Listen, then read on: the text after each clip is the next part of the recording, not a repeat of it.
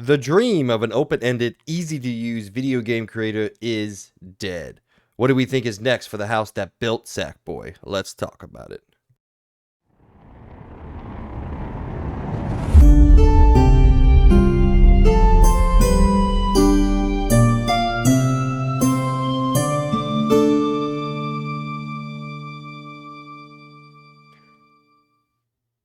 Good morning, evening, or afternoon. What's up, everybody, and welcome to the XP Podcast, episode 46, for the second week of April 2023. As always, I'm your host, Mike Z, and joining me once again, every time, all the time, the Birdman himself, Logan B. What is up, everybody? Welcome back to a new, very exciting-ish week of XP Podcast. Happy to see everybody back, and hope everybody's having a good week. Yeah, I don't know if I have much to say about my week. I've had a pretty okay week, but I would say a lot went down on my rundown, so probably should be getting to that pretty soon. So yeah, Mike, how was your week? Literally didn't do anything. Very boring. That's fair. I've been laying around doing a whole lot of absolutely nothing all week. Just watching YouTube, watching a couple random shows and movies. Just didn't feel like really playing or doing too much, so started to play a couple things. So, Yeah, I started to finally get into a game that Logan's been wanting me to play for a while. yeah. Finally, you finally started to play. Well, I told you I had some time, so Yeah. all right. But you'll hear about that momentarily. Short intro. Let's just jump right into it. Ladies and gentlemen, as always, we start each and every episode with a question of the week. This week's question was picked off? That's not what I wanted to say. Picked out by none other than my co-host. So what do you want to ask me? Well, I'm gonna really hope that we didn't already ask this question, but I feel like we did. But who cares? Who knows? What do you prefer, third person or first person? And if we did ask this, I guess this is an updated opinion because I feel a little bad if we did already ask this. So someone might comment down below and be like, "Didn't you literally ask this question?" I'm sorry, I literally don't remember us ever asking it. So, Dude, if yeah, someone Mike, commented down below, be like, "Oh, you asked this question in episode 24." I'm not even gonna be mad. I'm like, "Cool, you stuck around. That's awesome." yeah, I don't remember because I don't yeah, keep the scripts for every single episode. I used to. I used to keep the yeah, scripts for every single episode, and I'm like, why? yeah. There's no point at Why? no. But anyway, my answer is probably the same as it was back then if we have talked about this. If not, I guess here's my official answer. It's third person for me. And I know Logan's answer, so third I don't know. person. Oh, well, that's interesting. Because to me, my I favorite. actually would say I prefer third person. Really? Okay. Well, Yes. now we got something to talk about because that's interesting. Because I've always Yeah. thought of you as an FPS guy. Like, you love FPSs, but like, my perspective to me is my favorite genre of game is third person action adventure. That's my favorite genre of games because that's mostly how I get to my favorite type of games, which are story driven games. Yeah. Not necessarily, doesn't have to be linear, but that just happens to be where most of the good ones lie. But yeah, I think for me that's a very easy answer just because that is one, my favorite genre of games. It's the way I prefer to play games. It's the reason I play games, and it's mostly what my favorite publisher makes. Yeah, and I like third person more, especially because I like to actually see my character. So here's the thing. I love first person. Don't get me wrong. I'm a big FPS guy. I don't think first person should be like, I don't Dude, the know, moment we tomorrow start, the disappear. freaking sun goes under. I get the whole camera I set know. up perfectly. Oh, there it is, back out. Oh, there you go. It's back. So annoying. Anyway, sorry. So I So yeah, what I was saying was like, just because I like third person doesn't mean I absolutely hate first person, but I do prefer third person because yeah, I like to actually see my character. I especially think when third person is in most third person games, I also think that the animations for the characters, obviously because they are third person, they're a little bit more well done, in my opinion, for the character in general, like compared to a first person game. And also just like being able to see your character from a top-down view just looks, or sorry, I guess from a back view. Um, I don't know. It's just a lot more like exciting. You're seeing this character that you're playing as. I find the perspective to be a little bit more interesting, and especially for a lot of my games that I absolutely love, like one of my favorite games of all time, Red Dead. I know you could switch between first and third person, but um, I just love the third person aspect ratio. I think in most games that I love, it's always been the third person aspect ratio. I think it to be a lot more exciting. And I don't know, it just makes things a lot more fascinating to play. I mean, heck, even when we played Call of Duty Modern Warfare 2, like I really love playing third person mode in that game. I don't know, it really changes up the formula. It makes things a little bit more interesting, and I wish they pushed it a little bit harder because I actually really like it, but they haven't. You know, what a surprise! You know, they come up with something different, and then they just push it under into a mosh pit playlist. Um, First person is cool and everything, and yeah, I will argue all day that I don't care that Cyberpunk is only first person because I do like what they did in Cyberpunk. I like that as much as I would love if you could switch back and forth. I think it would be even. I think it'd be really awesome if you could like Skyrim and all that, or and Fallout and etc.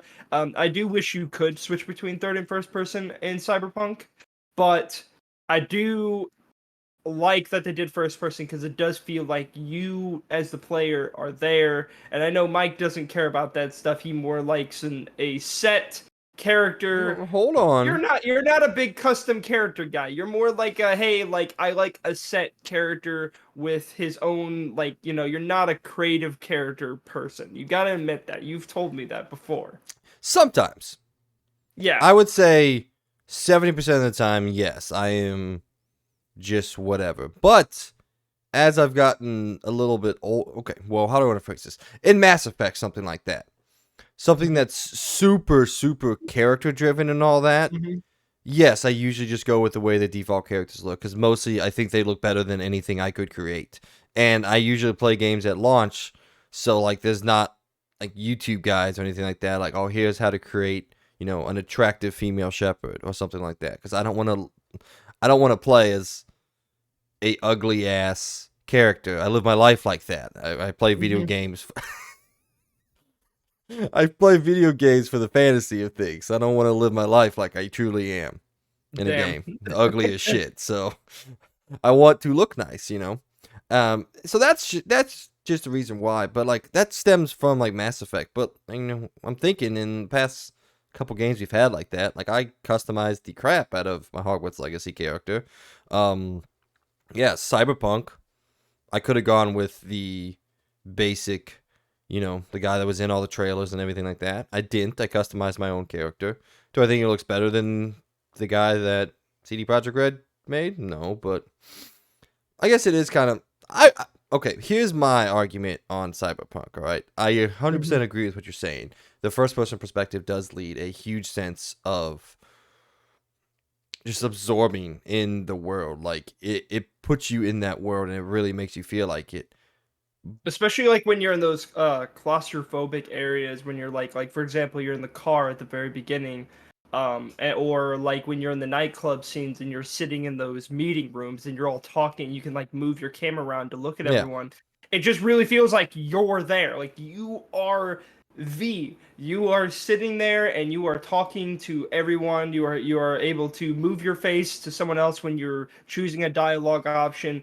It just makes things a little bit more interesting. And like for that game, I think first person works insanely well.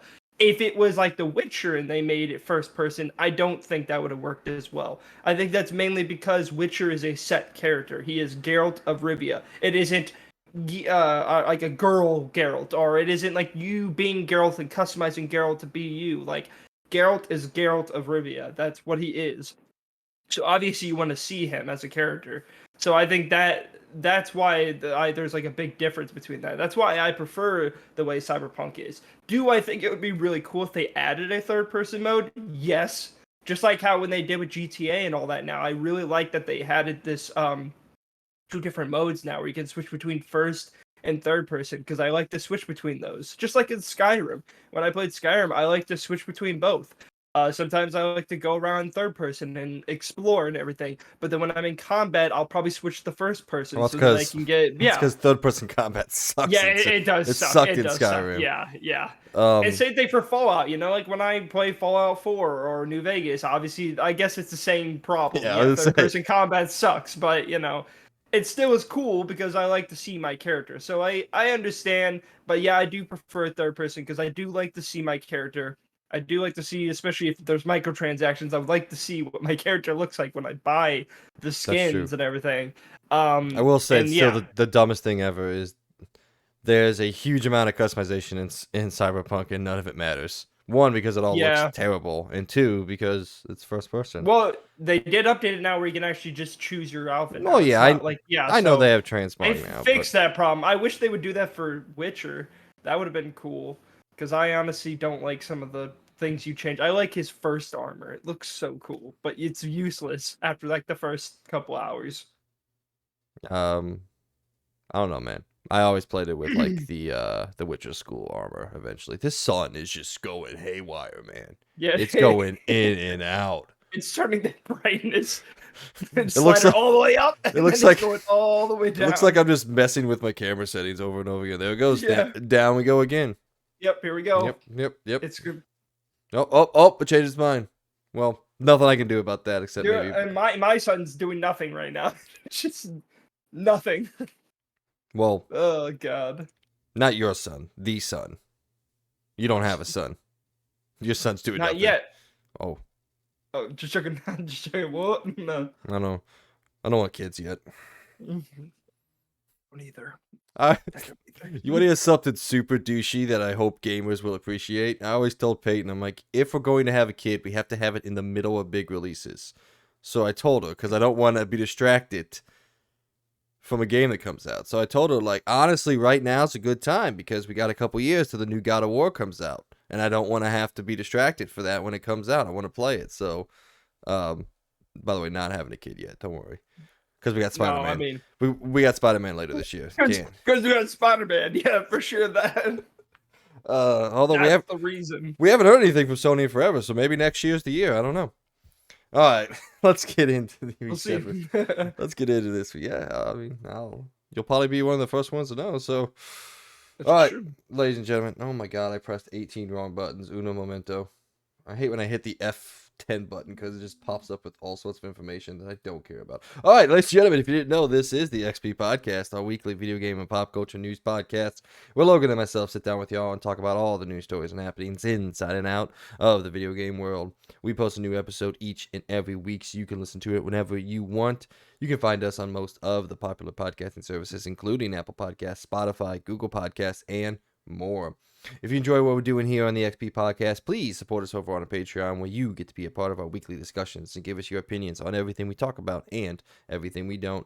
You'll also be able to find any exclusive episodes we may post. Links for that, as always, in the description down below, or you can simply go to patreon.com and search Experience Point, spelled capital X, capital P, ERIENCEPOINT.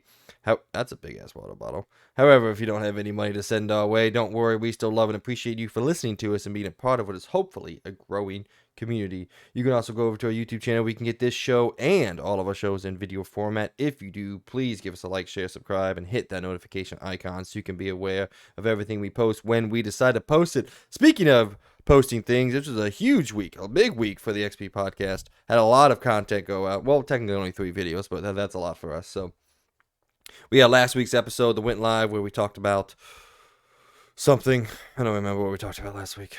That was a long time ago. What did we talk about last week? Was it in Star Wars? Yes, it was. Am I wrong? Yeah, Star Wars Celebration. Yeah. Star Wars. That was the biggest topic. Then we had our review that went live for Resident Evil 4. That was a lot of fun.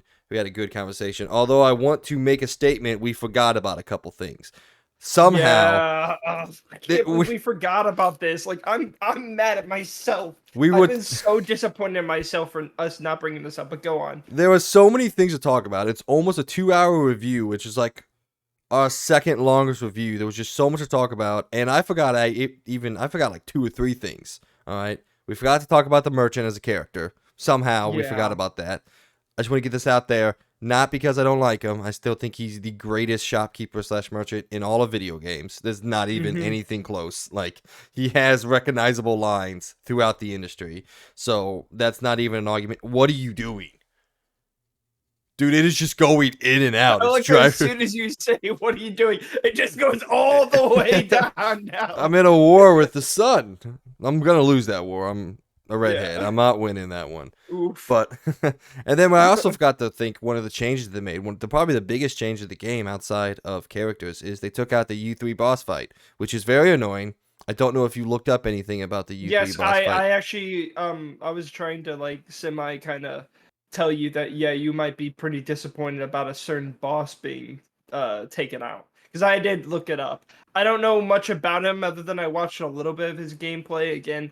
At some point down the line, I don't know when I'm going to try to beat RE4 Classic on the VR, which I played a little bit of, and by the way, very fucking cool. I should have showed it to you when you were down here. I'll bring my VR headset when I come up to you. I still want to try Down to PSVR you. 2. Side topic. But I go go on. I go up, you go down. Yes. Yeah. Whatever direction. We're going Somewhere. that way. But yeah, no, I mean, look, I am not a huge U3 boss fight guy. Like, I don't think, like, obviously, spoiler alert, if you guys haven't listened to a review, I give the game my first 10 out of 10 here on the channel. I think it's a masterpiece. I love the game from start to finish. But, like, I guess the boss fight always felt kind of random. Like, you just kind of walked into it. And that was the point in the story because he was sent after you. Like, it was Sadler sending something after you, not Salazar. So it's like Salazar always felt like, you could tell when things were happening. But this one just kind of like, boom, attacked you, and you were on this like crane, and you had to like figure. It's very stressful because it throws a lot at you, and he's a big boss. But there is rumors that he's going to be in the Separate Ways campaign for Ada. He's the big boss fight in that, since you don't really get a huge boss encounter in the original game with her on the original Assignment Ada. That's wrong. Separate Ways. Assignment Ada is something entirely different. Which people were saying they're gonna have that too, but I was like, well, Assignment Ada was all leading up to kind of like the end cutscene where Wesker was revealed. But spoiler alert, they already kind of did that. So Yeah. in the remake, so that whole end cutscene was the end of Assignment Ada, just redone. So I don't know. It doesn't sound like they're going to do that. But anyway, I wanted to shout out. We did forget a couple things. I still like the episode that we did. I think it's probably our second best review.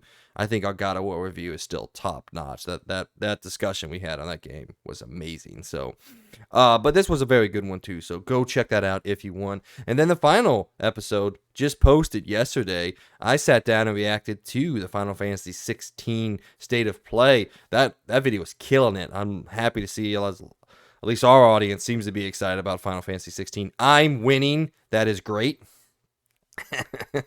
Logan's losing on that one. I'm winning. I can't wait. I love it. Just kidding. There's no winners and losers in games. There's only people who play Ubisoft games and the rest of us. So. All right. All right, I got it in. All right. All right, with all that out of the way, though. Sorry. So go check all that out and then come on back to us. With all that out of the way, let's get into this week's show. In our point of the show, we are giving you our review / discussion on the Super Mario Brothers, the movie. Both Logan and I have seen it. Then in Around the Point, Redfall steps into the ring and attempts to avoid being the next victim of FPS outrage. Media Molecule has announced the ending of support for their dream project. Sorry, for their dream project, Dreams. I screwed up my own line. Makes sense. And then, the Super Mario Brothers is the most successful video game adaptation of all time. In LTR, we dive into reviews for absolutely nothing. However, we do have some games. I got some scores this week, so we'll talk to you about those. But before we get to all that, it's time for what is and forever will be the rundown, where we catch up on all things pop culture that we've been doing, whether that be gaming, TV shows, movies, books, or comics. It doesn't matter to us because we like it all and love to talk about it. So, Mr. Birdman, what, sir, have you been doing? A lot. A lot. So, we're gonna be having our point of the show today about Super Mario Bros. So I'm just gonna throw that in real quick. Yes, both me and Mike have both seen the Super Mario Bros. Movie. So we'll probably be saving that topic for when we get to the actual point of the show.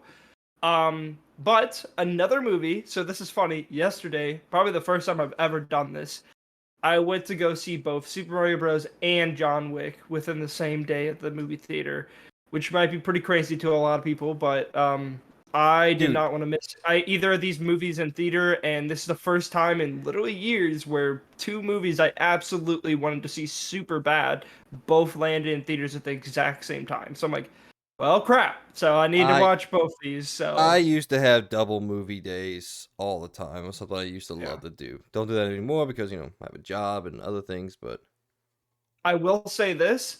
Also, yesterday was my first time ever seeing an IMAX movie, and I went to go oh, see Super Mario Bros. In IMAX, and odd choice is your awesome. first one, but odd It was choice. awesome. It It was is really awesome. awesome. It was really fucking good, I've been telling you about especially the IMAX for sound years. system that they use for IMAX. Whoo, dude, it was so good. I absolutely want to go see more movies now in IMAX. It was awesome. I mean, I've been telling But you for like 5 years to go see movies on yeah, IMAX. I know, dude. I literally, and the thing is, it's only like $1 more. Like it's literally $1 more than the normal thing. So I'm like, well, why now? I need to just start seeing them more in IMAX. But it's hard because the only way to see a movie in IMAX is usually within like first few like weeks. After that, it trickles down to just normal theaters. Unless for like for example, John Wick, I couldn't go see that in IMAX. That got trickled down to normal theater status is what I'm gonna call it. And then there's IMAX for the newer movies. Um, so let's get to John Wick real quick. I'm disappointed. Wow, I that am, I that's am, I unexpected. am, to say the least, I think it's probably the weakest of the entire series.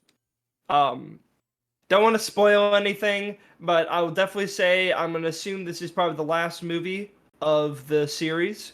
I still recommend Mike you go see them all because I do think at least 1 through 3 are absolutely phenomenal, and I still think 4 is good, very borderline good. I but it was disappointing to say the least. Well, And that's a little surprising and slightly disappointing, but that's okay, I yeah, guess. I think it was some parts were insanely creative and badass, but a lot of it felt very samey compared to John Wick 3, which kind of disappointed me. Like every movie did something really exciting and different, and then this one I feel like didn't. It felt very same, and it was kind of disappointing in that fact. And I mean, Amy didn't like John Wick 3 as much as I did, but I really liked John Wick 3. I thought it was really good. There definitely was a middle part of the movie that was kind of but the rest of it was really good in my opinion. This one, I didn't really feel that way by the end. I felt a little disappointed. Um, I think it honestly just felt kind of all over the place, which kind of sucked. Because I don't know if maybe they got a new director for this one, but it felt different compared to the rest, which was weird. So yeah, I kind of was a little disappointed when I left. I felt like compared to the rest, I felt like it is truly the weakest. And for some reason, people were telling me it was like one of the best, and I'm like, I don't know where you thought this was the best. It's definitely not. It's definitely the weakest of the entire series. I still think 1 and 2 are the best. I think they both are equal at being just absolutely amazing. So yeah, no, I left a little disappointed, but yeah, I don't know. It just if I had to put a score on it real quick, it was probably if wait we do out of 5, right? Indeed. 3.5 out of 5 for Well, me. I mean, that's a 7. That's good. Yeah, it's not like again, it wasn't inherently bad, but it also just wasn't anything new, which was what was the problem with it. Where every movie there was always something new and exciting. And yes, there was some new stuff that was really cool and very creative, and some of the action scenes were awesome, especially the very end of the movie. They have this insanely badass scene that's like top down, and it's fucking awesome. Don't get me wrong, but a lot of the other part of the movie felt very samey and didn't feel as exciting and as different like all the other movies were. So yeah, it's definitely like a 3.5 out of 5. I do think 7. It is good. It is interesting, but it's not as amazing as some people out there are saying it is. I thought it was definitely the weakest one out of the entire series. Where I would say probably like John Wick 3 was like an 8 or 9, and then fucking John Wick 1 and 2 were like up there, like almost perfect. So damn good. Um so yeah, that's been movies. Other than, I guess I'll go into my last little show and then I'll bring it back to Mike. I've been watching Mandalorian season 3, trying to catch up a little bit. Uh, I watched episode 2, 3, and I believe 4. I think I watched all 4. I can't remember now. Um, it's great. It's awesome. I think they're continuing the lore. I think it's very fascinating, the story that they're trying to tell right now. I haven't been having any problems with it yet. So I guess I haven't gotten to the episodes that people are complaining about. So I guess I'll be seeing. But so far, very good. It's definitely, you could definitely tell Jon Favreau is behind it because it's still some of the best Star Wars that Disney has right now. So it's very good, very cool. I do admit though, they have a problem this season with over explaining a little bit. Like it's almost like you don't have to like tell the audience everything. Like you could just let it play out and I'm sure people's brains can understand what's going on. I think they kind of over explain just a little bit on certain scenes like, "Oh, this is because of this." Like, you could probably just show us and not have to tell us all of this information. It's the show, don't tell, but they are definitely telling more than they are showing. So it's just like you don't need to do that. I don't know. I guess they think the audience is absolutely stupid. I don't know. Um, but it hasn't been like I still think it's insanely good. The action's really good, and especially the cinematography, freaking awesome. It's so good. So yeah, so I'll bring it to you, Mike, if you want to talk about any like shows, and then we can go to games and stuff. So. Well, I'll run through the 2 shows I've been doing. Like I said, mostly been doing a lot of the tube review. I mean, that's what I mostly spend my time with. What was it? I looked at my stats the other day, and I think I watched it for like almost 12 hours one day. Jesus. So sometimes I just let it sit there and play while I'm doing other stuff. Like sometimes I'll bring up my laptop and I'll listen to a podcast or something like that on YouTube, obviously, while I'm playing a game or something like that. So, Mhm. but I finished up the Night Agent. I think I did this for last week's episode, but I forgot to say anything. I think it's really, really good. As I said, if you like spy stuff and kind of military slash political thrillers, I think The Night Agent is a fantastic show for you. Not you in particular, Logan. You may like it. I don't know. I don't really know if you like kind of spy stuff or anything like that. I do. Okay, well, you should probably check it out. It's pretty darn good. It's got a little bit of romance stuff in there and all that, which I know you eye roll at. I love that kind of Yeah. stuff. So, to be fair, James Bond has romance stuff in it. So, Yeah, that's fair. Yeah. yeah. And I, And then I, I like the few James Bond movies I did like I watched, I really liked. So. I mean, I love James Bond. So, then I've just in my time where I haven't felt like doing anything, just laying on the sofa, started up Suits again, which is one of my favorite shows of all time. You know, I absolutely adore this show. I think it's one of the best lawyer shows slash. It's not really even a crime show. It's just like a lawyer show, but I think it's fantastic. But yeah, then the Super Mario Brothers played a little bit more Resident Evil 4. I don't know. I'm kind of. I mean, I love the game to death again, but Mhm. I'm not a huge immediate replayer of games. Like I've replayed RE4, the original, a bunch of times, but it was never like back-to-back runs. So, Mhm. ah, I'm probably not even gonna finish my second run. I'm only like 4 hours in, although I am moving very quickly through it. So, Mhm. yeah, because I'm skipping everything and I'm mostly just focused on. I'm trying to do a completionist run, so I have like a guide pulled up, and I don't know, it just feels kind of weird playing it that way. Like I'm pausing it, looking for the next collectible, going to find the next collectible. So I don't know, maybe it might be my fault. So not fully loving it the second time through, only because it's just that's not the way I play games. So I'm really just waiting for Wednesday, get my hands on more Horizon, and then in 12 days. What's the Bum, 12 days? ba-dum, bum, bum, bum, bum, bum. Oh, yeah. Okay, I got it now. I All right. cannot wait for this game, dude. I think it looks stunning. So I'll report to you. So the next 2 weeks, okay. Horizon will have a lot to talk about, but the Star Wars one, I'll be like one day into it. So although I am off that Friday and we normally record on Saturday, so I have a whole day of playing to talk about it. So, and then Okay. Horizon next week, I'll report on probably most of it. So, all right.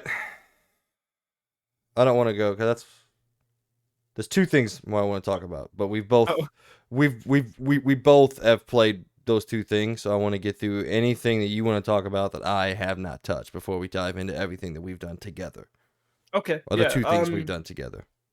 So I played more Resident Evil 4. There's not much to talk about there other than, more Resident Evil 4.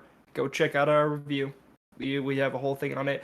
Except for obviously we forgot the main man himself, the merchant. Sorry to our audience. That was our mistake. Um, but let's get to the exciting things I've been doing this week. I've been playing a little game called Ready or Not. Dude, this game's fucking awesome. Um, so basically, the best way to describe this game, I'll describe it in many ways. One way is if you played the Clean House mission on Modern Warfare 2019, think of that, but as an entire game, but high net times like 20. And that's basically what Ready or Not is. It's it's kind of a lot like the more classic Rainbow Six games, or like if you played like Terrorist Hunt, or if you played like just any of the original SWAT games, you would also know what this game is about. And basically, you basically play as a SWAT member, and you basically have these like different environments that are very like realistic environments, like the post office, a nightclub, a crack house. There's a like a mansion with, and they all have these very kind of really dark, realistic stories behind them. Like, for example, the nightclub, there's an active shooter that's going through and shot up an entire nightclub and everything.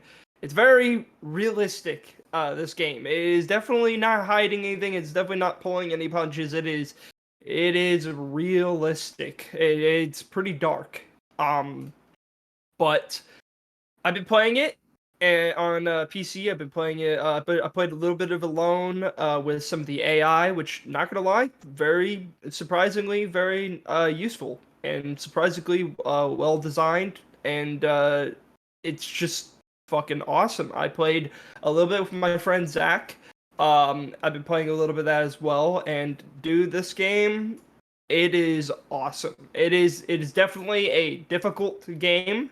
I have done maybe 10 to 12 raids, and out of those 12 raids, I've done 3 to 4 successful raids. It is very difficult. Surprisingly for me, playing on keyboard and mouse, going from controller, because that's the best way to play it, I've learned it pretty quickly, and honestly, I'm pretty good at it, surprisingly, and it's really fun. Like, it is so much fun. It is really addicting. I honestly can't wait to play more of it. It's just a very difficult and realistic game, and it's definitely not for the faint of heart. It is not an easy game at all. The AI in this game is superb. I don't know what these guys have been doing, but they making some really fucking good AI. They are smart as fuck. They are insanely smart. They will listen for your footsteps. They'll shoot through walls to hit you. They'll hide in cabinets, hide under beds. You literally have no idea. Also, some of the AI might play as civilians. You'll go through a door, and all of a sudden they'll pull out a pistol, and you have to be like on top of it. Or they'll fake surrender, and they'll pull out a gun, or they'll rush you with the knife.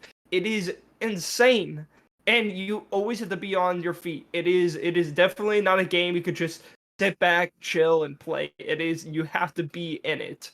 And I gotta say, If you guys love that style of game like Clean House from Modern for 2019 or Rainbow Six Siege, I highly recommend this game. Obviously, it's only on PC.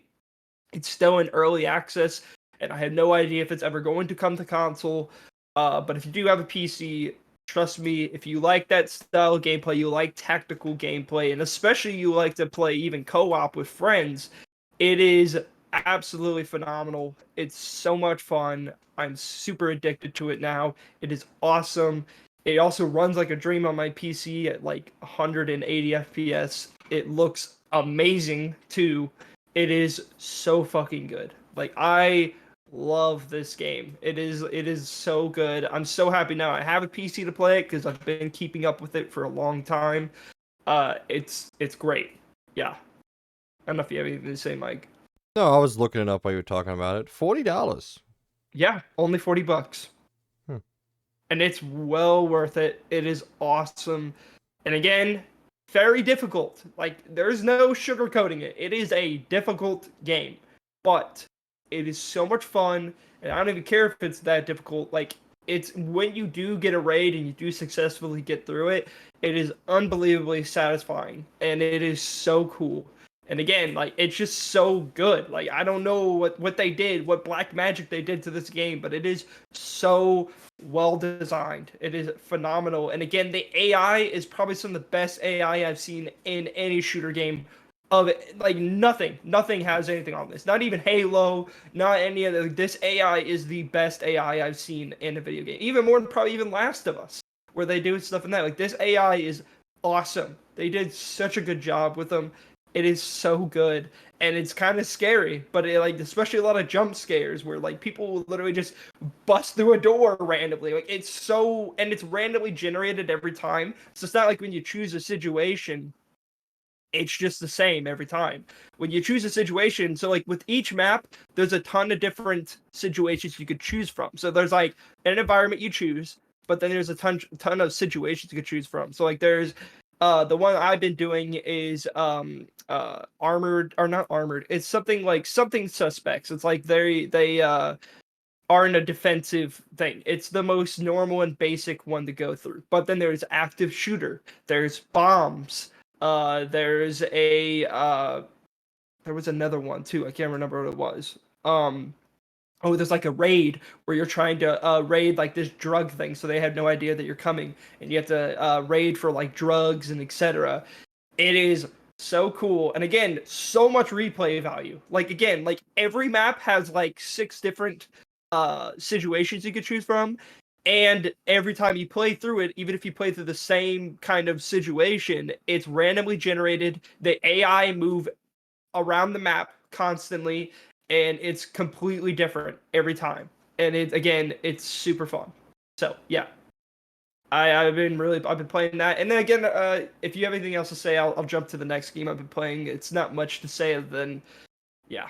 So Yeah, I was looking up some stuff. The only thing I have to say is I found this game that can only be described as the next Hideo Kojima masterpiece. It's called Sex Standing. It says, dare to cultivate intimate connections in Sex Standing, a titillating escapade that pushes the limits of adult gaming. Set in a ravaged world, you assume the role of a sex courier, entrusted with the mission of reestablishing connections between secluded settlements and nurturing close relationships. It's on sale right now for $327. I'm gonna get dude, it. yep. I'm gonna Who get who it. knew? Who knew there was already a Oh, sequel? hold on. But for the deluxe edition for $12.21, you can buy the Hotties Deluxe Edition that comes with a succubus. Oh my god. uh, Perfect. Wow, dude, Hideo Kojima. I didn't know you came out with the sequel already. oh, Jeez. then yeah. So the bundle comes with all 3 games: Sexpocalypse 3D, Sex with Succubuses, and then Sex Standing, the actual masterpiece. Hell yeah. God damn. I'm gonna buy this game for you. You gonna play it if I get it for you? Sure, if you want to. Uh, I'm not gonna like stream it. I don't think anything allows that. Maybe I can stream this on OnlyFans, but that's about it. Maybe that's our Yeah. thing. We should start streaming sex games on OnlyFans. Yeah, there you go. You know, Let wow. us let us know down below, guys, if that's what you want to see us do in our community do down here. So we'll do it. I don't care. Anything for money. I don't give a shit. Yeah. uh, well, God. that went off the rails quickly. My apologies.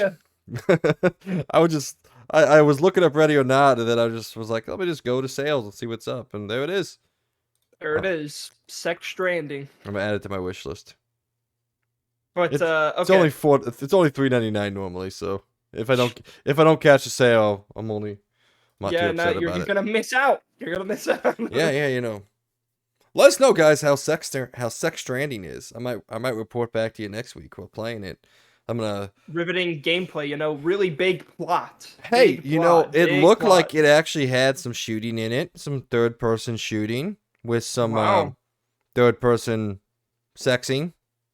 Yeah. Yeah. Ooh. All right. Anything else? Well, you got another one before we get to Yeah. the big one. So yeah. I also got I picked up on sale recently Batman Arkham Knight. And dude, seeing this game at its full glory on PC where you can actually just max it out, run it at a very high FPS, which by the way, the max FPS for the game is 90, and so it only uses like 70% of my GPU. So dude, this game looks so good still, and I never got to play through the entire game. I don't know why. I just end up never doing it. So my plan is to actually play and beat it on PC. So I've always now that I actually have it on PC and it's like fully maxed out, dude. Arkham Knight, man, is still just way ahead of its time. This game looks unbelievably good. It looks better than most new games, and it's just mind-boggling how good it looks. It's so good. Like I played a couple hours of it the other night. I played like I think 4 or 5 hours of it or whatever. It's so good. Man, I forgot how good the Batman Arkham games are, and also I've always wanted to play through Arkham Knight, but I never did it. Like I got it on Xbox and I never beat it. And so now that I have it on here, the fact that I can play it and it's a lot more fluid now because I can run it at 90 FPS, it's so good. And it just looks so good too when it's fully maxed out, dude. Like just like looking around the world, the texture work, the fact that the rain makes the game look stupid amazing. It's so good, man. I'm loving it. And I want to beat it. So maybe during this lull where I probably won't be playing new games, because there's not really any new games that I'm like really wanting to get right now. Maybe I'll be playing through that. So, anything, Mike? No, I have it. I was looking to see if I could install it real quick. See what I mean. It's gonna run a lot better on your computer. Your computer's 4 or 5 years newer than mine. Um, God, why is this so difficult? I love Epic Game Store, but man, their library situation is annoying. It always opens up with only your installed games, so you have to uncheck the installed filter to see all your games. I don't know why. That's just annoying to me. Yeah, I have it. Not gonna download it. All right. Well, I mean, I love Arkham Knight. Arkham Knight's fantastic. I've actually beat it twice, so I don't love what they did with the ending, but you have to unlock the true ending. Like I hate when publishers do that. Yeah. Don't make me collect everything to just get an ending for a game. Just give me an ending for the game, and then if your game's good enough, I'll go and collect everything. So, all right, well, let's get into the two big ones. Let's start with the biggest one. Um, Logan and I have been playing along with a litany of our friends the new modern masterpiece, Monopoly Go, on our phones. And I know people who have been listening to us for a while are probably like, what are these guys talking about? They shit talk mobile gaming all the time. And I will still shit talk mobile gaming. Yeah, I no, I will definitely always will. shit talk mobile gaming. But I gotta say, this game's kind of fun. It's It's kind of addicting. Like I yes. don't know why. This is the first mobile game in literally years for me. Like I've tried so many mobile games, and instantly within like the first like 15 minutes, I'm like, yeah, I'm out. I'm good. This is boring. This game, man, it's blowing up, and it's fun. It's really fun. And it's It's really dumb fun. It addicting. like makes no Yeah, sense. and I love that it kind of does a really good job of like keeping that Monopoly feeling in there. Like the fact that you can bankrupt your friends is so satisfying. It's so cool. It's so much fun. And yeah, it's just a mindless, Here fun it is. little mobile game. Yeah. It's good. It's really good. Yeah, I noticed you're like really I farther than me right I now. play a I've been lot. trying to catch up with you. I've been trying to get there, but yeah, I'm trying to play every day because I want to get that new little piece to on day 7. I'm trying to get there right now. But yeah, no, it's guys, I'm telling you, it's a fun. If you like Monopoly, you're gonna love Monopoly Go. It is a good time. It is so much fun. I randomly I mainly got it because Amy got it because I seen Worthy post it on our Group chat. group chat, and then I for some reason you guys have a group chat, by the way, you and Peyton and Amy, but not me. I have no clue why. Thanks. Peyton started that. But I but then sent yeah, it to yeah, you. Amy. No, you didn't. I You can no, look it I up. I definitely Trust sent it me. to you. Look it up. I trust me. I didn't get anything. But Shit, I so did then send it to yeah, you. Amy got it, and then she told me that you No, invited no, no, her. no, So I no, was no, like, no, no, no. There it is. Logan Birdman, your text chat. Sent it to you twice. Get fucked. where? Oh, did you do it on Text, yeah. really? Yeah, it's not my fault you don't ever look at your phone, ever. Oh yeah, you did. Wait, no. Twice. Sent it to you Wait. twice.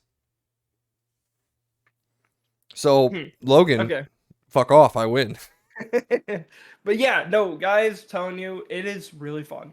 So again, if you like Monopoly, you will like this game, and it's really addicting. It's just a fun time waster. That's I what it will is. say, it makes me understand why I hate mobile gaming, because it makes me want to spend money on it. And I'm not going to, but every time I run out of rolls, I'm like, man, just a couple Yeah, bucks. it's like it throws up like, oh, we pay like a couple bucks, you Yeah. get more It's rolls. I'm like, like, no, I'm not fuck going you. to. Yeah, and Yeah. then it does it twice. It tries to get you twice. It will do it, and then you're like, no, I don't want to spend it. But hey, like, come on, $2, and then you get a free thing right after it, and I'm like, no, I'm good. I'm not spending money on this game, okay?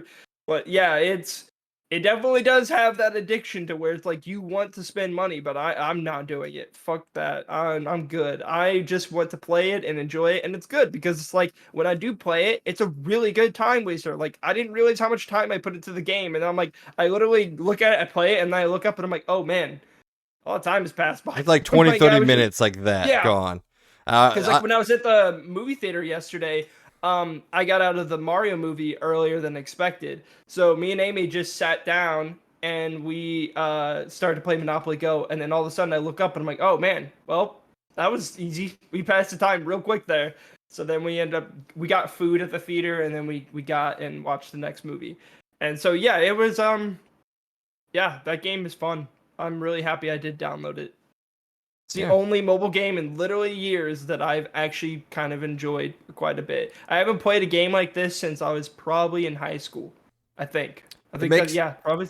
it makes me want to try out that Marvel Snap game because everyone tells me it's great.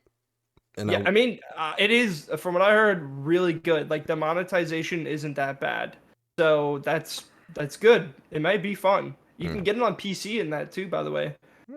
feels like something I want to play when I'm on my break from work. So speaking of work, That's fair.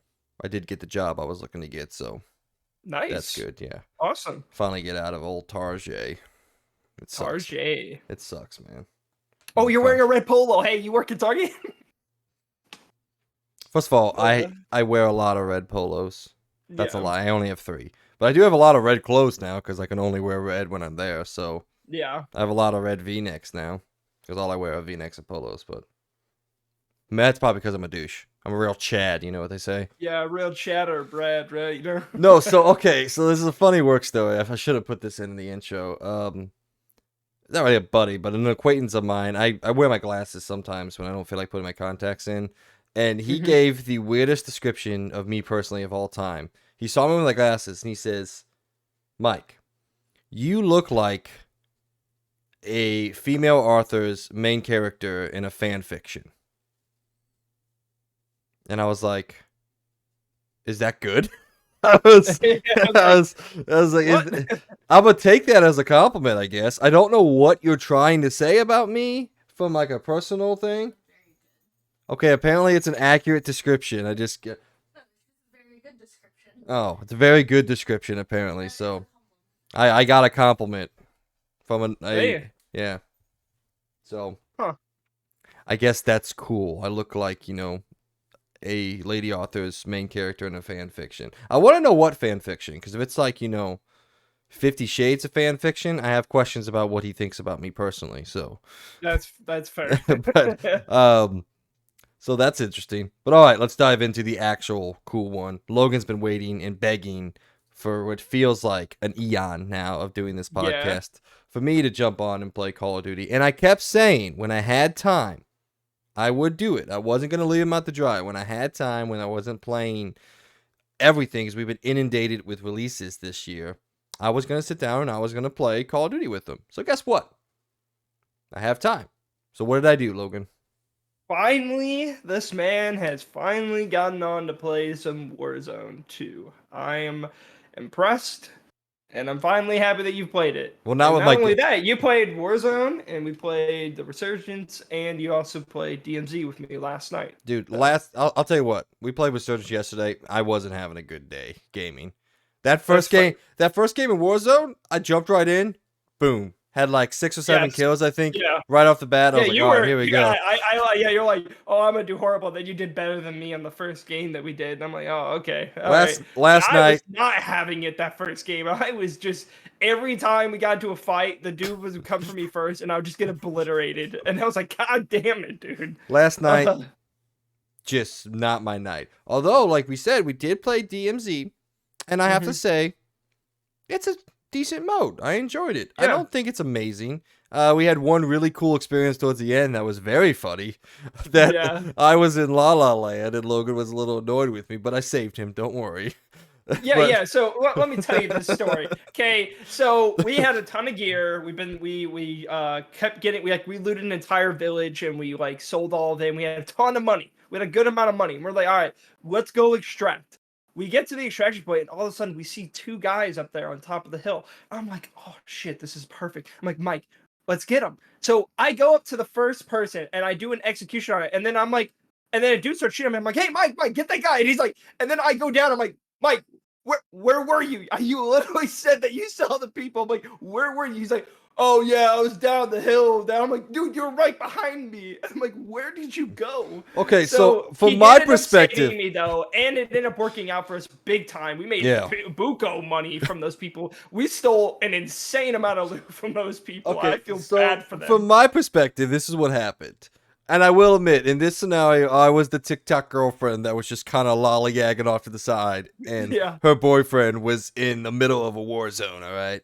I love those TikToks, by the way. But Yes. okay, Yeah. so I was just kind of looting around, and he said, all right, let's go extract. And then we went through the extraction, and we realized there was human players there. So he's like, all right, let's wait for them to leave. That's what he said initially. So I got it Yeah. in my head. I'm like, all right, I'm going to go try to find the most gear I can and loot and all that while we're just kind of waiting and chilling for them.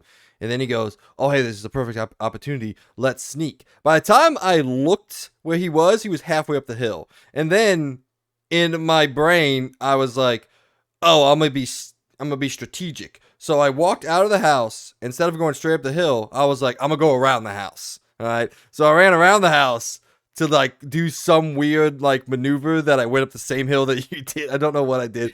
But then by the time and I was like, all right, we're in sneak mode. So I'm crouching up this hill. And like by the time I get to the bottom of it, he was like, Mike, I'm dead. I was like, oh, I'll be there momentarily. All right. So then I ran up the hill and came around the corner and I power slid into this dude.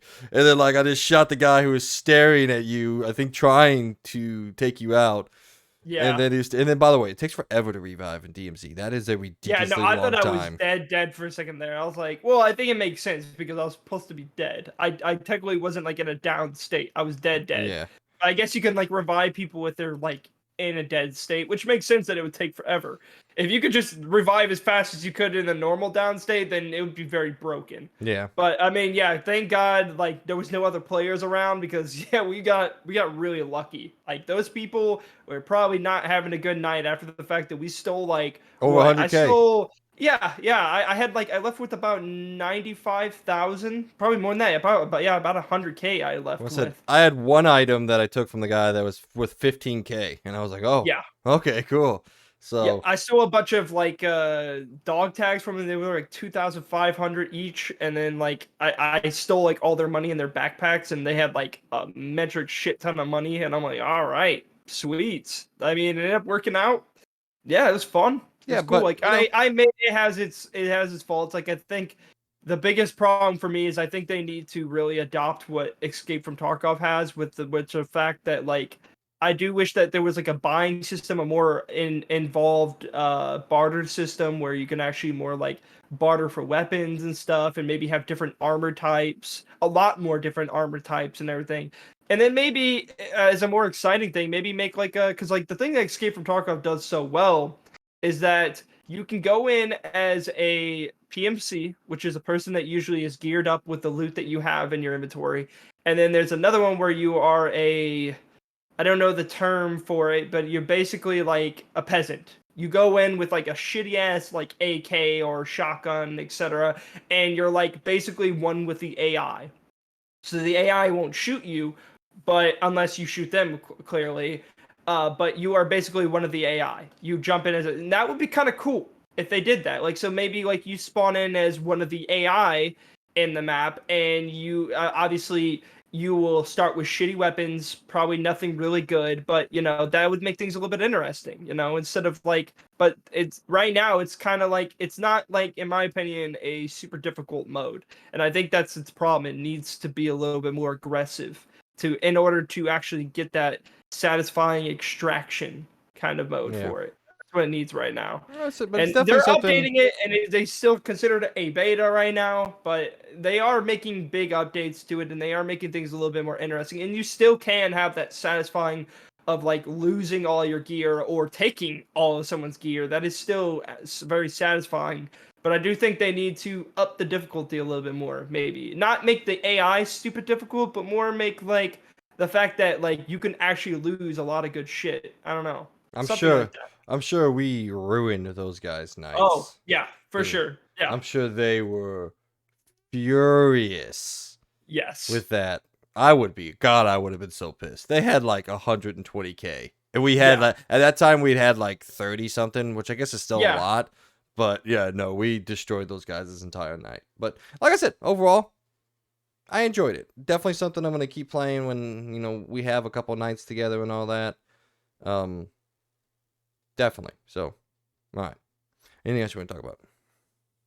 No, other than screw you, season 3, for literally breaking the entire game for me. Because on Xbox right now, it's literally unplayable for me.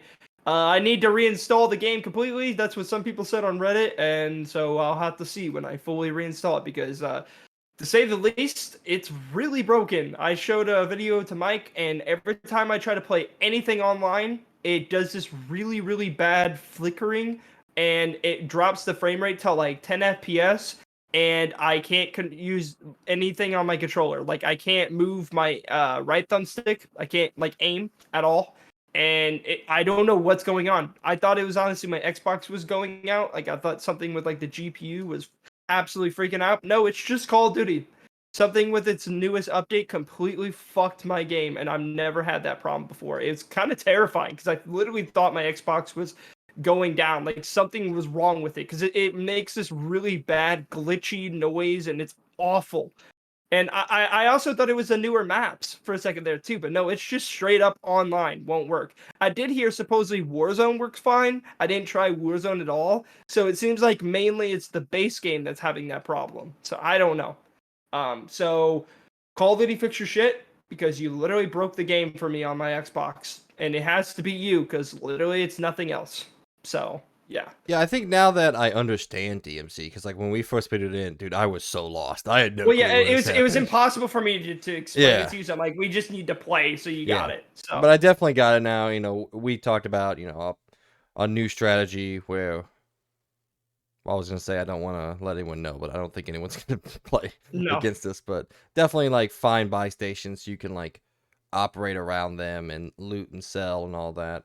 Although we got stuck in a blender versus the AI, dude. There was Yeah, dude, they people were sending everywhere. everything they had at us. Like, there was like what, a helicopter. There was 2 trucks that popped up, and I'm like, dude, like straight up, we are getting an entire army attacking us right now. You want to And know the I was coolest like thing, running out though? of ammo too. When you killed that guy at the top of the hill, and then I let you die, not purposely, but then I Yeah. came up and I killed that last guy. I had 1 bullet between both my guns left when I killed that Oh guy. my I had nothing. Like, that's why I thought we weren't going to engage, because you said you were running out of ammo. I was out of AR ammo. I had 0. I had 1 clip of SMG ammo left, and that's Yeah. what I used to kill the guy, because I had nothing. And I was like, I thought we were just kind of sitting back and just, we'll take what we did, we'll move on.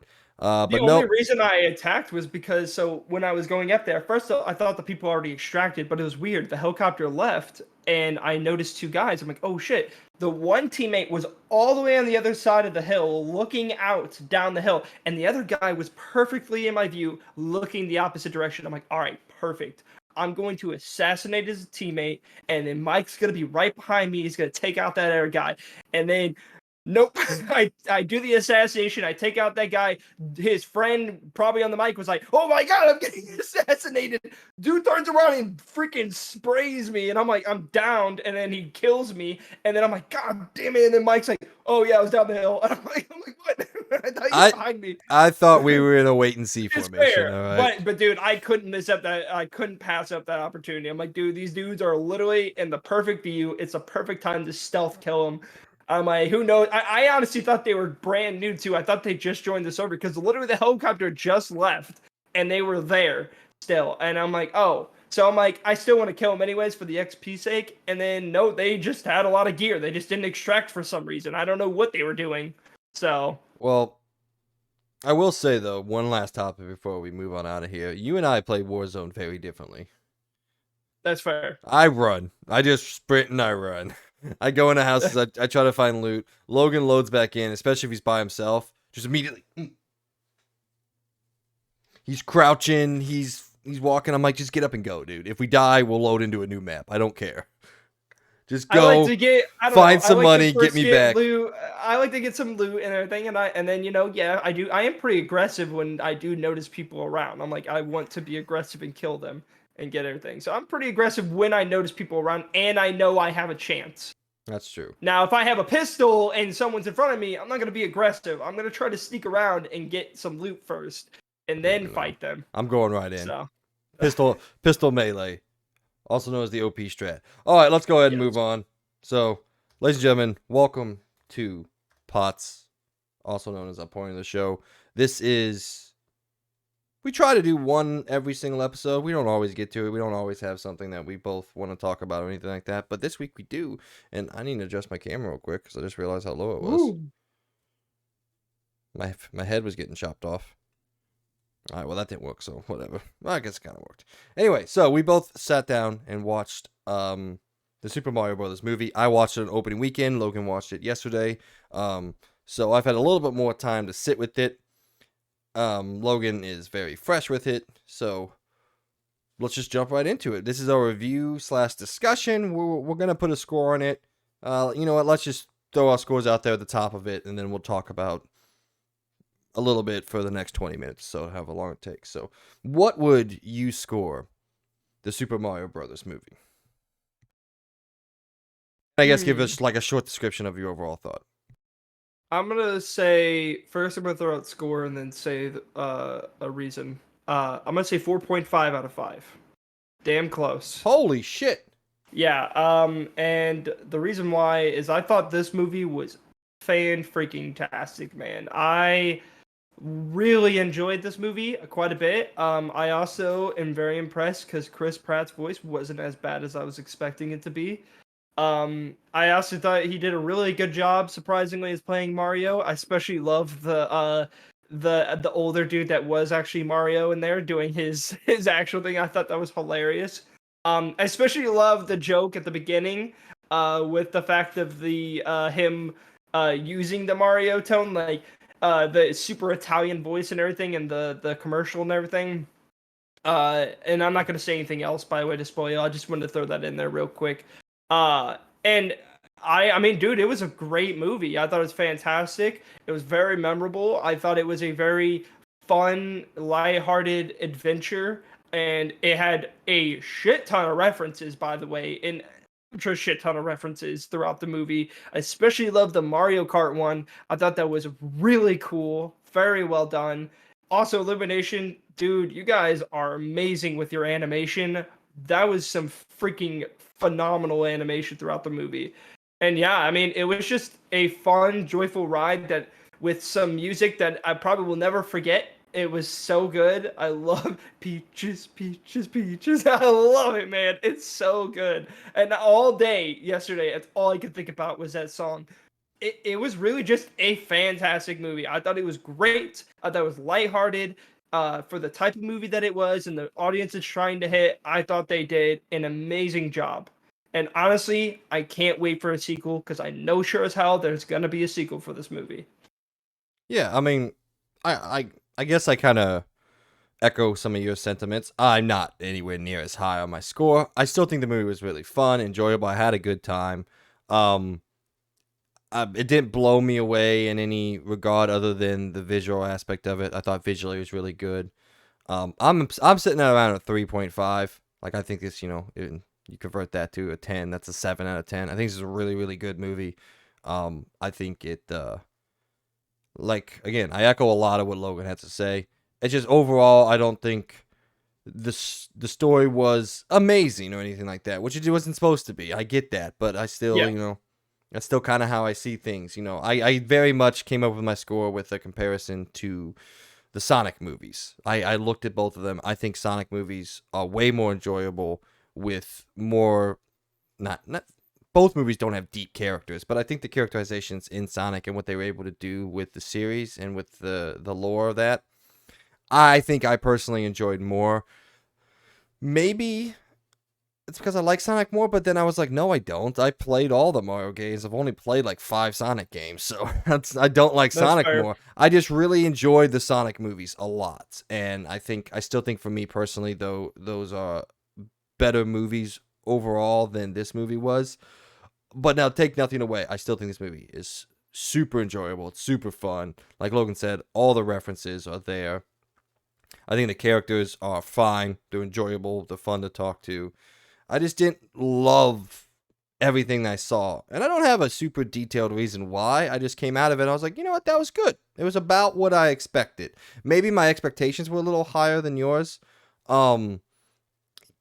I will, I guess, kind of agree, kind of disagree with the old Chris Pratt thing. Like, yeah, his voice wasn't annoying, but like it was still Chris Pratt, and like I knew it was, and I could hear it. So that never really went away. I was still like, this is him, and I would have wished he did something a little different. Although apparently there's a story out there that they originally tried to do more Italian voices and all that, and the director said, "You sound like mobsters, so we're not going to do that." That's And fair. fair enough, I guess, if they tried, and that's not what the director wanted. That's not the vision that he saw for the movie. So fair enough on that. But I'm not gonna say, in my opinion, that he did a good job or an amazing job. I think he was fine. He didn't hurt the movie, but in my opinion, he also didn't give anything to the movie. I will say Jack Black as Bowser is amazing. He brought something to the movie. He is fantastic. Some of the other ones, Anna Taylor-Joy as Peach, again, fine. Didn't take anything away. Didn't really add anything. Donkey Kong. I'm not Yeah, the he was fantastic. I enjoy Seth Rogen. I'm not a huge diehard Seth Rogen guy, especially with the more modern stuff, with some of his with some of like his personal things and the stuff he talks about outside of movies. I'm not gonna dive into any of that here. We don't talk about that stuff here, but I'm not a huge lover of him in the more modern times. Some of his older stuff, obviously, I love, but I've also thought him as Donkey Kong, which is my favorite character in the Mario verse or the Nintendo verse. I love Donkey Kong, so he was fantastic, and I actually think he had like a pretty good like character arc within it. It wasn't super. Again, none of these arcs are delved deeply into, but him kind of being the joke of the son to the king, like he's the warrior guy, and like he goes on to prove himself, and he goes on to like respect Mario in a way. So like there is that good stuff, but I think in my opinion, Donkey Kong was probably my favorite, and Bowser was, right up there with it in terms of characterizations and all that, and definitely in terms of voice performance. The main three, Mario, Luigi, Peach, they were fine. I did think it was very weird. I forgot his name, but the guy from Galaxy, he was just this like mentally ill character stuck in jail that he was like, what do you call it? Are you talking about the Starry? Star? No, what is it? Starry? I don't know the name of it, but Yeah, it but definitely was a huge reference to Mario Galaxy. yeah, he's the guy from Yeah. Mario. I don't remember his name, but he was funny. I thought he was hilarious. He was I thought funny, it but hilarious. it was, to me, I was like, this is a weird tone shift. I kept feeling like every time he's on screen, I'm like, yeah, it's funny, but like, why is he like that? And you never figure out why, which I get it. It's not really a part of the story, but Yeah. every time he popped up, I'm like, this is an odd tonal shift. Like, you have this super lighthearted movie, and then he's like, oh, we're all gonna die. This is fantastic. I'm like, what the f is happening in this movie currently? I was so confused. But like I said, overall, it's very enjoyable. Logan is right that it captured and is perfect for the audience that it was going for, which is something that I always stress that we do here, is we look at things in the perspective of what they want to be versus what we want them to be. And for me, I wanted this to be a little bit more of a story-based thing, and that's not what we got. And I think it's fair to criticize something for that it doesn't have a fantastic narrative. But like I said, it did hit right. All the children, all the kids that were in the theater with me seemed to enjoy it, although there was this really sad, depressing guy that sat a couple seats down from me that every once in a while I would hear him like talking crap about him. Like, okay, shut up. I hate people. I hate movie. I hate modern. Dude, I hate you also modern shouldn't movie be viewers. saying people. anything during a movie. I hate when people talk during movies, dude. It's the most Dude. annoying thing in the world. Like, you're at a movie theater, respect people, don't talk. Like, there was I don't remember what movie we went to go see. I think Peyton it and was Peyton and I went to Shazam. see. There was this dude that was like down our lane that constantly was saying shit, and I'm like, dude, shut up. We are watching a movie at a movie theater, okay? Like, I don't need you talking. I understand kids. Sometimes they have bad attention span. Sometimes they say a little thing. That's fine. But when you're an adult, you should be able to understand that people are trying to watch a movie. Don't be talking during it. Like, dude, like, it's so rude. It's rude. Yeah. Like, you're at a movie theater. You're watching a movie. Don't talk. If you I- want to throw a quick thing to someone next to you, be quiet about it. Be like, haha, that was really funny. Like, like, don't be like, hey, that was really funny. Haha. Like, dude, stop. Just stop talking. Stop. Okay. Like, you're at a movie theater. Respect people. They spent money to go see this thing. Well, it wasn't even that. He was just depressing. Like, every 10 minutes or something. Like, he wasn't being loud and obnoxious. I'll give him that. But he was close enough to me that he would like lean to his girlfriend or wife. I don't know. I did ask because I don't care. But he was like, "Oh God, that was stupid." Something else happened. He was like, "Oh God, why is anybody laughing?" I'm like, "I don't know. Maybe because we're fucking enjoying our lives. I'm sorry, I don't work in the sad, depressing life that you live in. My apologies. All right, now shut the f up and let me enjoy this kid's movie. All right." I hate modern movie viewers, dude. I remember when Peyton and I went to go see Smile. I still don't know whether I just didn't like the movie because it wasn't very good, or that entire crowd ruined it because they were so loud and obnoxious. They were talking over the movie. It's the only time I've ever turned around and said something to somebody because I'm like, you are actively destroying my experience here. And it was terrible. Also, the movie theater sucked because like we got there, we pre-ordered our tickets, then we had to go to the concession stand, wait for people to buy the popcorn and the food and all that, and then we had to buy our tickets from the concession stand, which made us late to the movie. That was a really bad theater. We're not ever going there ever again, That was dumb, dude. Like, most theaters now, you don't even have to do any of that. You don't even have to go to the stands again. You just should show up, show your damn thing, and just go in. They're just like, yep, theater to the right, theater to the left. Yeah, no, I just did it wrong. Right, left. There you go. We still had to do that, but they didn't have like a ticket procession place. You got your tickets printed off from the concession place, but then we had to wait for people to get the. I was like, what even is? Anyway. Yeah. This whole discussion and review has gone on a rant with just movie people in general. But honestly, they suck in the modern time. I do not like modern movie viewers. But let's wheel this back in. Overall, I think this is a fun, enjoyable movie. Definitely not as bad as some of the scores out there. What's it down to now? Let me see I this think it out was here. at like, wasn't it like 50 something? Well, Rotten Tomatoes was 50, but Metacritic was less. Mario. Let me just see if that gets me there. Well, maybe it would if I spelled it right. Nope, didn't get me there. The Super Mario. Oh my god, do I have to type in this whole thing? It's 46. Yeah, 46. I don't know how you got there so much faster than I did. Zoom. 46. User score of 8.7. I think both of those are high and low. I think the meta score is low. User score is a little high. But overall, I'd say if you like Mario, if you like kids movies, and if you just want to show up, give your money, support something that you feel deserves your support, this is one of the better things you can support out there. So go out there, go to a theater near you, see it in IMAX, whatever you want to do. Like Logan said, visually, the movie is stunning. It's absolutely beautiful. If it was just on the visuals alone, this is a 5 out of 5, 10 out of 10, whatever you want to say. It's fantastic. I do think overall the narrative and the characters kind of let it down a little bit, and it took away from just the pure enjoyment of it all. But, it's funny. It's an overall... You know what? As I'm sitting here talking, I'll say 4 out of 10. I think this is a Four? funny, Okay. great movie, yeah. You mean 4 out of 5? 4 out of 5, yeah, 4 out of 10. I was like 4 out of 10. That's not good. damn, That's not that's good. bad. Yeah. I was like, damn. Okay, all right, bring it down. Like, no, I do admit yeah. the Mario Kart sequence was a standout sequence in the movie for me. And like I said, I changed my mind. 4 out of 10. I change my mind all the time on things, by the way. So That's outside of gaming, my opinions usually don't change too much because I'm very steadfast in how I view things and what I believe things. Movies, honestly, it depends on when I watch things sometimes and what mood I'm in when I watch them. So, but like I said, we've always talked about, I actually feel like I know more about movies and like how a movie's made and like my information because I've had classes like that. I had a minor in film studies and all that. So I feel like I know more about movies. I just take my opinions on games a lot more seriously because they matter more to me. So, an interesting topic that I think maybe I should pose a question sometime. But so the other day, Amy came home. For some reason, we were in a weird mood of just like wanting to look up like old movies and see like their scores and stuff.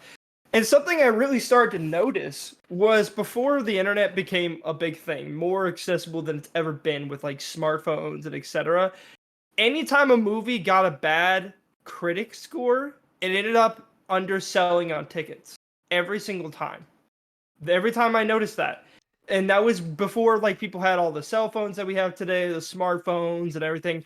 And people like literally every movie we looked at that had a bad like critic score always undersold on its budget and always did worse than it did.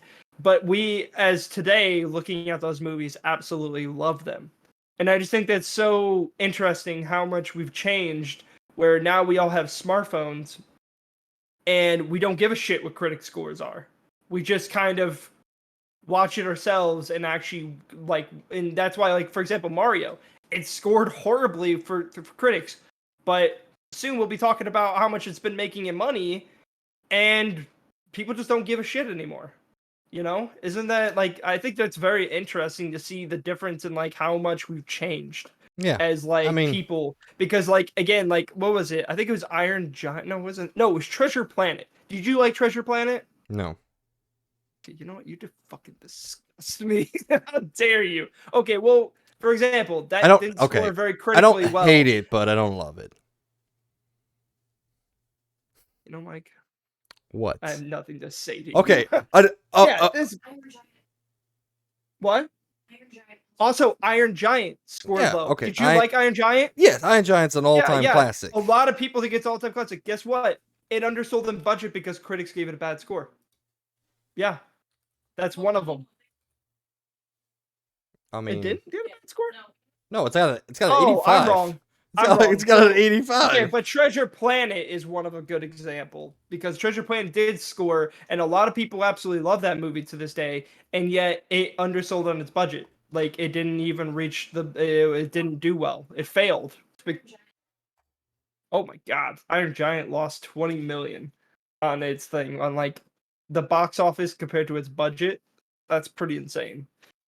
So yeah, I just find that very fascinating how much like we've changed on that. Like for example, like the best example is just this Mario movie went to go see, like where critics literally scored it very low, but sure as hell people don't give a crap. They go to see the movie now. But back in the day, it wasn't like that. People really did care about the critical score, and you could see that with a lot of movies that wouldn't score well, that a lot of people today would say are classics, are super good, and they failed box office wise because of critical scores. So I find that very interesting. It's just really weird. I mean, I think 60 is more than fair for Treasure Planet. It's 3 out of 5. That's fair.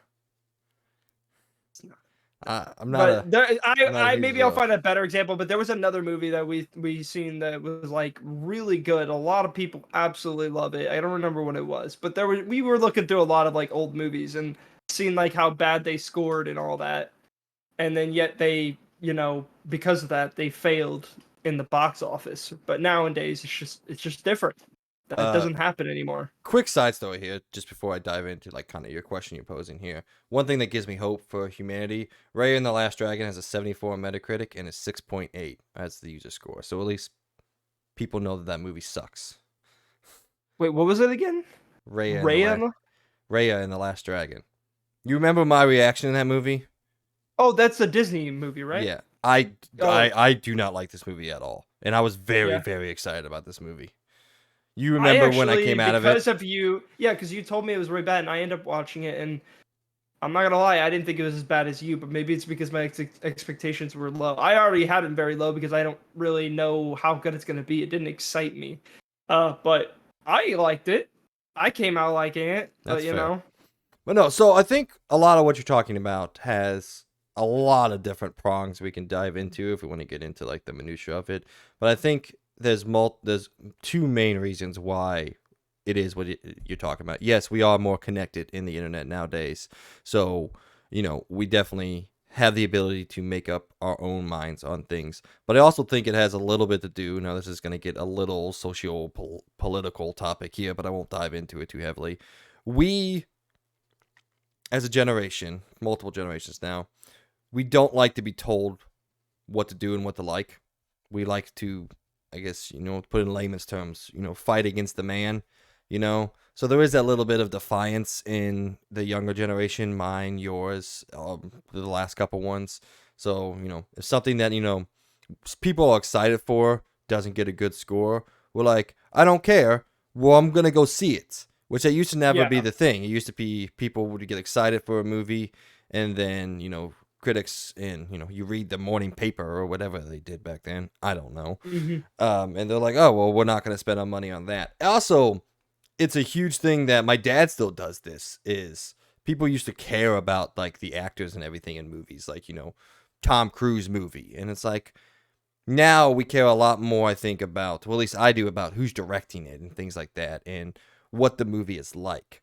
Like I tell my dad, hey, go see this movie. It's from this guy, it's from this director. And he's like, well, who's starring in it? I'm like, who cares? It doesn't matter. Like, who's starring in it that much?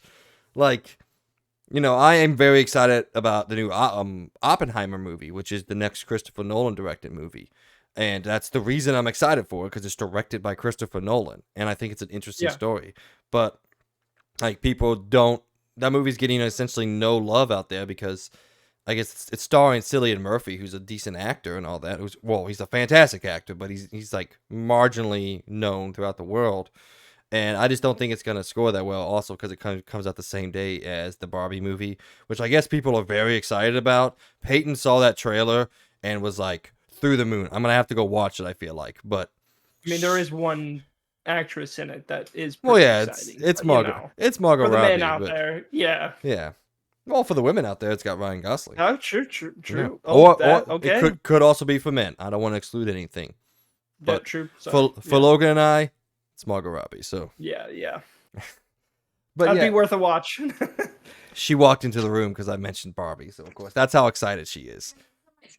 She opened the door, so she's like, "Oh, we're talking about Barbie movie." She is so excited. So I guess I'll report on that when it comes out, because And it comes out the same day of Oppenheimer, so I'm not going to go see the movie I want to go see. I'm going to have to go see the Barbie movie, which, whatever, I guess. But I did look up, and apparently people are very excited about it. But yeah, I think, anyway, reeling things back in, we've gone off the rails a lot this episode. Those are two reasons why I think people are generally like the way they are now. You know, yes, we are more connected now, but also we have a want to kind of fight against the establishment in a way. But there's a lot of things out there you see that don't get scored well, come out, have a huge opening weekend because people are excited about it, and then it plummets off the face of the earth because people realize, oh, the reviewers were right on this one. Like, this sucks. And they tell people, don't go see it. It's the word of mouth rule. It's what made Avatar so successful when it originally came out in 2009. People don't remember Avatar, its first weekend opened only 80 million, which is a decent take, but it's not a good take in any respect. And then it just kept making more and more money because people kept talking about it and spreading this word. But like, yo, no, this is amazing.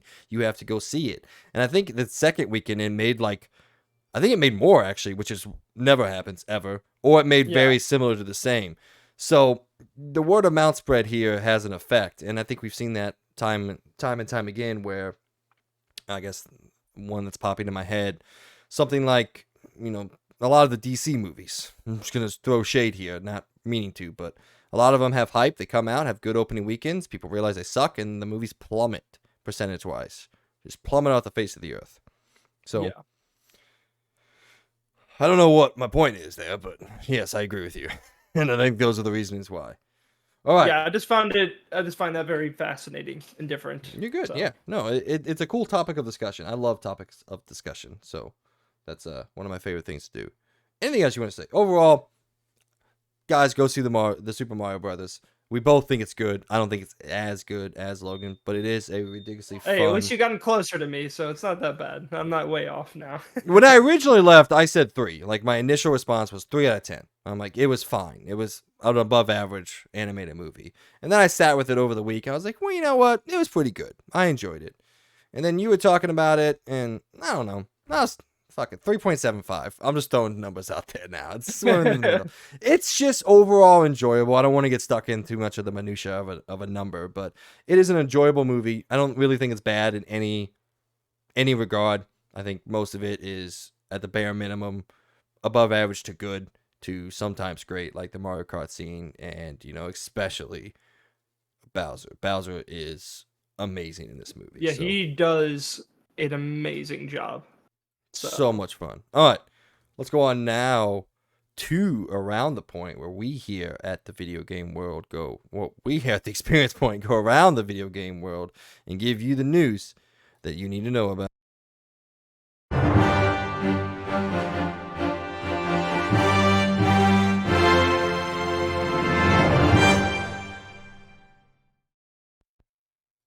All right, number 1 on around the point. This is less of a news story, just more of like a fun reaction that I wanted Logan and I to do. IGN for a while now has been asking its readers and viewers to vote on and battle against the best for what is the best Star Wars media out there. So if those of you don't know how this works, IGN posts these articles and they have like these matchups, right? And, you know, people out there can pick who wins that. And eventually, after I think, you know, they keep it up for like a month or something like that, they pick a winner and they rank everything. And I thought this was actually fairly interesting. Some things here that I didn't expect to be here are here. So we are going to go through it from the bottom up and give you a little bit of the details just to kind of have fun with this. So at number 8 is Star Wars The Clone Wars show with a win percentage of 0.3% of its battles. So that one should be cool for Logan and all that. At number 7, Star Wars Episode 3 Revenge of the Sith with 69.4, barely beating out Star Wars The Clone Wars.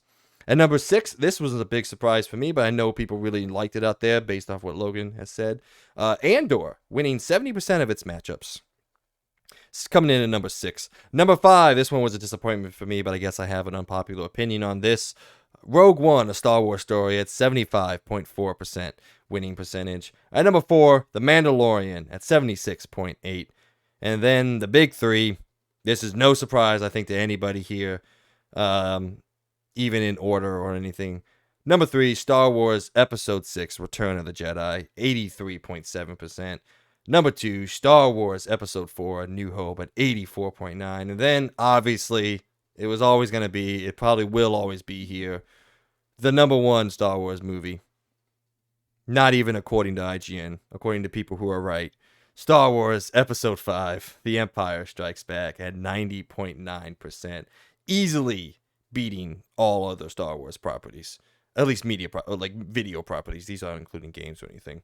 Logan, what is your overall take from this? Did you participate in this? I did.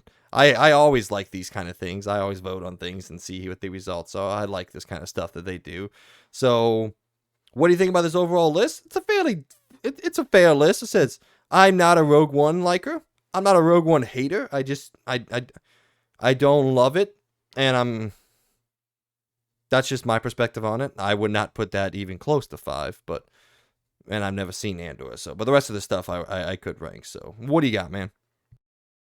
Well, I didn't get to do it because I didn't know it was a thing going on. But I can understand why people think Empire Strikes Back is well, I think out of the classics, I do 100% agree Empire Strikes Back is the best one. I am seeing some comments down below where people are like, oh, that's wrong, it's A New Hope. And I'm like, yeah, A New Hope is the first one. That doesn't make it the best one. You know, like everyone always is so stuck on like whatever the first one of any trilogy is. They're like, oh, it has to be the best one. Like there's just no. Which is funny because that's almost never true. Yeah, it never is. Like it's usually the first one is like them trying to make something. They establish what it is. Yeah, and the second one they understand what they want and they can really go crazy with it. And that's why always the second one, in my opinion, is always better than the first one. I want someone to try to phrase the argument to me that The Dark Knight is somehow worse than Batman Begins. That's just not true. That's just simply equivocally untrue. Yeah, and I do think there's some recency bias going on here with the fact that The Mandalorian and Andor are somehow above Revenge of the Sith. I disagree with that entirely. As much as Andor is fan-freaking-tastic, is it better than Revenge of the Sith? Absolutely fucking not. I don't think so. As much as I also love Mandalorian, I also still think Revenge of the Sith is better in some ways. But that's just me. It's my opinion. People could say I'm wrong. That's fine. That doesn't mean Mandalorian and Andor are great. I really do think Andor is something, and it's really weird because I had no faith in that show. Again, it's about a character that I didn't even care about in the Rogue One movie, but it ended up being a really good show. And again, Mike, I fully recommend it. It's really good. I like it because again, it's not Disney-fied. It's an original story. It's not piggybacking off of Jedi or famous characters. You know, it doesn't have shitty characters that they introduced that don't matter to the series, but now are a mainstay. Cough, cough, Rebels. But you know, like it's actually a good story. You know, with good characters and very interesting plots. And it has me really excited for season 2 because I was kind of scared it was going to fail because I think a lot of people didn't really watch it because, well, it's about a character that not a lot of people cared about in Rogue One, but it ended up being really good. And from word of mouth, I've learned that it was really good, and I ended up watching it, and I thought it was really good too. It is very good. It is easily up there. I think Mandalorian is better, but I do think it is up there with one of the better Disney Star Wars properties. So, but yeah. I can't blame people for saying Empire Strikes Back is the best, but it's still not my favorite Star Wars movie. It's easily my second favorite Star Wars movie of all time. It's very close to being the number 1, but I still think Revenge of the Sith is my favorite. And maybe that's a bit of bias because I grew up around the time the prequels came out, which is fair. But I just think Revenge of the Sith is just so damn good. It's still my favorite Star Wars movie of all time. But I'm happy. I think all these deserve to be up there in the top 8. I think the Clone Wars show is an amazing show. I think obviously Revenge of the Sith is the best of the prequels. I think Mandalorian and Andor are easily the best Disney show properties that they've ever made. I think Rogue One is a fantastic, awesome story with a great ending. And obviously the trio of the classics are unbeatable. They are they are the best and most classic of Star Wars, and there's just no going around that. They are the best. They are great. They are fantastic. They are what made Star Wars what it is today. So Yeah. When we get but I will the never say New Hope is the best one. I freaking think people are completely wrong. It is definitely not the best Star Wars classic movie. Yeah. 100%. when we get the Rankum episodes going, I want to do a Star Wars one, like all the Star Wars properties and everything like that. So I'm not gonna say let's real quick rank everything because that's a more detailed discussion. But Oh just yeah. but just on these 8, where would you change things? Because I have some changes. For me, I mean, it'd basically just be what my list is. It'd probably be like what Revenge of the Sith would be number 1 for me. I know, probably a lot of people are. Some people are probably turning over their graves with being upset with me with that, but I'm sorry. I think Revenge of the Sith is the best one. So it's Revenge of the Sith, Empire Strikes Back, A New Hope. This is probably gonna hurt people. I would say Mandalorian, then Rogue One, then Return of the Jedi, and then Clone Wars, and then Andor. All right, So, my only changes are, I haven't seen Andor yet, so I'll just put that at 8. I'm sure it's better than that from everything that I hear. I do not like the character at all, so which is fair, and that's the same feeling I had before I yeah. watched it. So again, So trust me, watch it. I'll put that at 8. I'll put Rogue One right before because I guess I have to. I do not like Rogue One that much either. It's so good. I don't I know why love you hate it. I do the last 45 minutes are amazing, which is funny. We actually figured out Dave Filoni actually directed the final 45 minutes of that movie. It wasn't even Gareth uh, Edwards, I think, who's directed it. Yeah, Really? yeah. Huh. Dave Filoni actually did a lot of the directorial duties with and like putting that whole sequence together. I think the last 45 minutes of that movie are fantastic. They're amazing. It's just a love to Star Wars. I think the rest of the movie, in my opinion, is fairly convoluted and annoying and boring. I'm not a big fan. So that's at number 7 for me. I lost my place here. So So then you said Andor is the last, and you said Rogue One is 7. yeah, so shift So all that up. I would switch Revenge of the Sith and Clone Wars. So I got Revenge of the Sith at 6, Clone Wars at 5. And then my number 1's the same, will always be the same. Nothing's ever going to be The Empire Strikes Back. It's one of my favorite movies of all time, let alone easily my favorite Star Wars thing to ever be created. Then I rotate Return of the Jedi and A New Hope, and then maybe drop The Mandalorian above A New Hope. So I would go Empire Strikes Back, Return of the Jedi, Mandalorian, A New Hope, The Clone Wars, Star Wars Episode 3, Revenge of the Sith, then Rogue One and Andor. But Rogue One wouldn't even be in my top 8, honestly. damn. Yeah. Then why don't you just say Andor is above Rogue One? While you're at it. Well, I guess you Well, can't. I because you can't. I've never watched seen Andor, it, so Yeah, just that's fair. by default it has to be there. I do have to say, when we do get to our rankum stuff, in my top 8 especially is probably going to be Force Awakens. I really love that.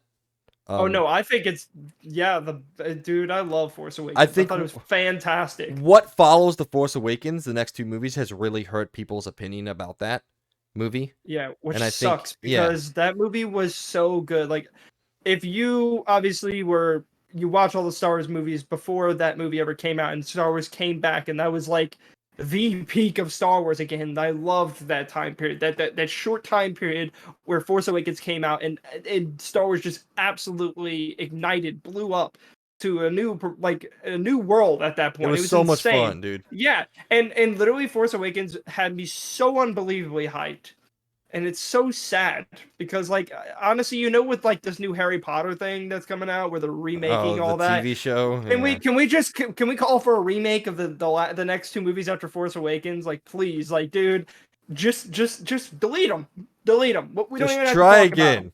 again. Yeah, try again. Like, I don't think anybody would be sad if you tried again. Like, I would be happy if you did that because I want the sequels to be good, but it's just not. The first Force Awakens was the only thing that was good. I loved Force Awakens. I think it is a very good movie. Me and you are still flipped on the last 2, but we are That's both fair. unanimous, and they're both bad movies. I just think Yes. one's worse No, than I the will other. admit, they're both of them are not great to good movies. You know, like I think, but if I I don't had even think to, they're average. if I had to choose, I would, yeah. I would probably say average, but I don't know. I think my feelings are more hurt about the second one than the third one. The third one at least had something to it. The second one was just a joke. Yeah, I don't think the third one has anything. I fucking despise the third movie. I despise the second one. That's 'Cause fair. It's just, I don't like it's the just, second one. I just It's don't just despise one it. big chase scene and also ruining a character that was super important throughout, well, the classics and now. Just everything Here's the about thing. that movie was fucking god awful, and I tried to love it. That's Yeah. the sad part. As a Star Wars fan, I tried. I watched it twice when it was in theaters. Twice. I seen it the first time, like, I'm like, oh, come on, like, I have to find something good in this movie, right? Like, there has to be something good in this movie that I'm missing. And I watched it a second time. I brought my family there, and they're like, why did you even think this was good? And I'm like, I don't know. I just wanted it to be good. I the wanted thing. it to be good. Here's where I sit on this, and again, we'll dive more into this when we get the new show up and running. But I can look at The Last Jedi, and in my head, I can rewrite that and make it a good movie. I think anybody could. Anybody could. No, because I don't even think that it has to be that much changed about it. The main thing is change the timeline, make it easier for people to understand why Rey is how powerful she is, instead of just having to explain it away like, oh, she's just great. That's why we hate Rey. So I think there's easy ways to change The Last Jedi, and I think there is a good movie in there. I do not think a good movie exists inside the Rise of Skywalker. I cannot come up with a good way to tell that story because I think just the think reason it's why absolutely is because of the mess of that second movie. the Last one. that could be The fair. second movie was such a mess that it probably made the last one a huge mess. They had to literally piece together a broken fucking puzzle. But I will say, the second movie made, which sucks. The Last Jedi is still a sequel. Rise of the Skywalker is not a sequel to anything. It makes no fucking sense, everything in that movie. It's out of left field. They change things. They spend half the movie's runtime trying to fix The Last Jedi, and instead of doing that, they just should have made a better story. I fucking hate Rise of Skywalker so much, dude. I despise it. It is my least. I feel like. I hated Really? less. Oh, I can watch The Phantom Menace and Attack of the Clones way more. I've never even seen The Rise of the Jedi twice. Never seen it. I watched it once, and I'm like, I don't ever want to watch that movie again. I was. You can talk to Logan and Peyton when I left that. I was furious, dude. I was steaming. I didn't say anything into the car until I think we stopped and got some food on the way home or something. I didn't say anything until after we got our food. Like, they were talking about the movie, and I was just sitting there. I was just heated. I hate everything about that movie.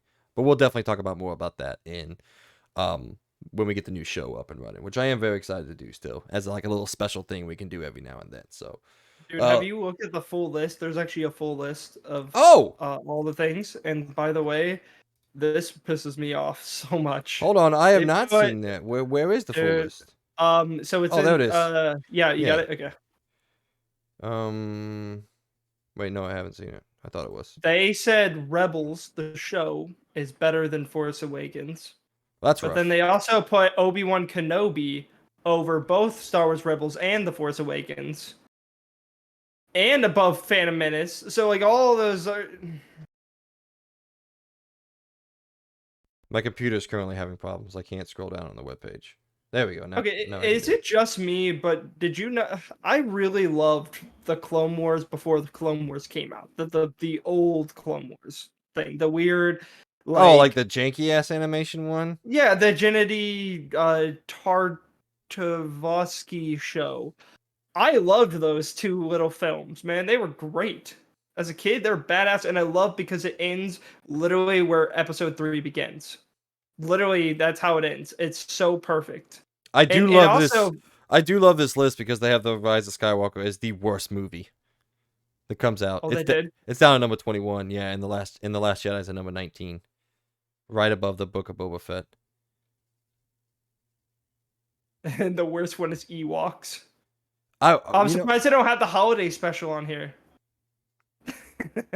Okay, let's just say something, yeah. Star Wars The Force Awakens is a significantly better movie or Star Wars movie than Rebels or Obi-Wan. I still have not finished Obi-Wan, but from the first 3 episodes that I watched half of it, I wasn't in love with it. So It's mainly because I feel like the show is rushed. I hate when shows don't give them enough time to make a story. They gave it what, 6 episodes, right? That was it?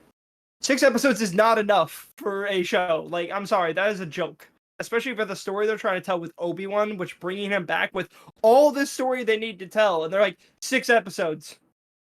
That's it. It's like, dude, that's not enough time. That's not enough time. What the is Ewoks: The Battle of Endor? I have no idea. I know what most of this is, but apparently there's like this whole series of Ewok stuff. Caravan of Courage, an Ewok adventure, and then there's just Ewoks. I didn't know any of this existed. I have to go watch it now. I did watch the Star Wars droids. Why do they have that all split up? Star Wars droids, the adventures of R2D2 and C3PO. I did watch that when I was a kid. It was awful. Oh, they do have the holiday special on here. Oh, that somehow isn't the worst. But they Damn. don't have the live action holiday special, which is in fact the worst. Have you ever seen you're right. Yes, the old one from like I think it's not even on Disney Plus. Like, yeah, they I think will like not 78 or recognize it. something. You have to. I think you can find it on YouTube for free.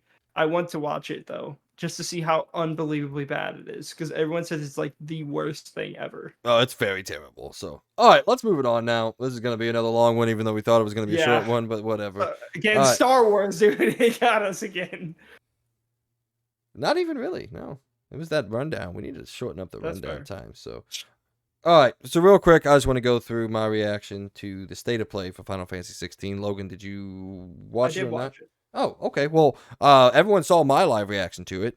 That's what I watched, actually. So fair enough. I did. There you go. As taken as itself, the announcement, they didn't announce anything except they showed off some hub world gameplay and like some of the towns. They showed off a couple things. Like, I think I would say if this was a necessary thing to show, no, it's not. They just showed off the game more.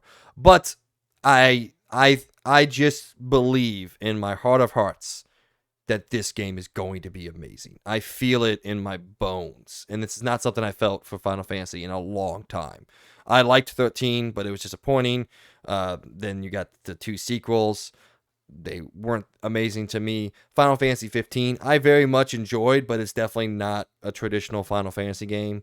Or I guess technically this isn't either, but it felt really weird with its characterizations and things like that. Never jumped into the MMOs, but I know Final Fantasy 14 is beloved out there with the fans. I'm just not an MMO guy. I think it's technically the best MMO out right now. Oh yeah, people love that game. So there is quality there. I just don't have a perspective on that because I just can't get into MMOs. I don't have time to have a life in a game. If you basically play an MMO, that's all you play. Literally, that's all you play. But I feel it in my core. This very easily could be the best numbered Final Fantasy game in a long time. I guess there's 7 Remake, which I absolutely love, but it's still a remake. I mean, it's a very different game, but it's still based off my love and my appreciation for what Final Fantasy 7 is. But again, I feel it, dude. I can't wait. I hope my excitement came across in my live reaction. I was very much trying to pay attention to everything. But all right, I've been talking. People saw me react to it. They didn't see you. What do you think, man? I'm very mixed on it. Yes, it looks beautiful. I think the environments that they have are insanely cool. I think it looks like there's a lot of like ways to really kind of customize your character and build it and everything, and sense of combat. Really cool stuff. And I like that this is a little bit more of a free form combat. I like that it's more like live instead of it being like go through a bunch of things, hit this button, do that. Like, it's more live. It seems like, again, more like Devil May Cry-ish in a sense. But there is one thing I really started to pay attention to when I was watching, and I'm not a fan of.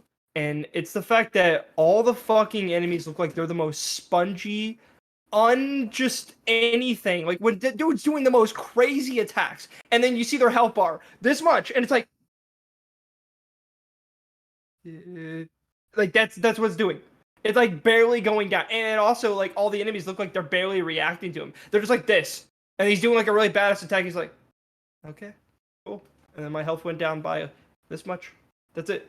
I'm like, dude, these look like the most spongy ass enemies in gaming. They do not look fun to fight.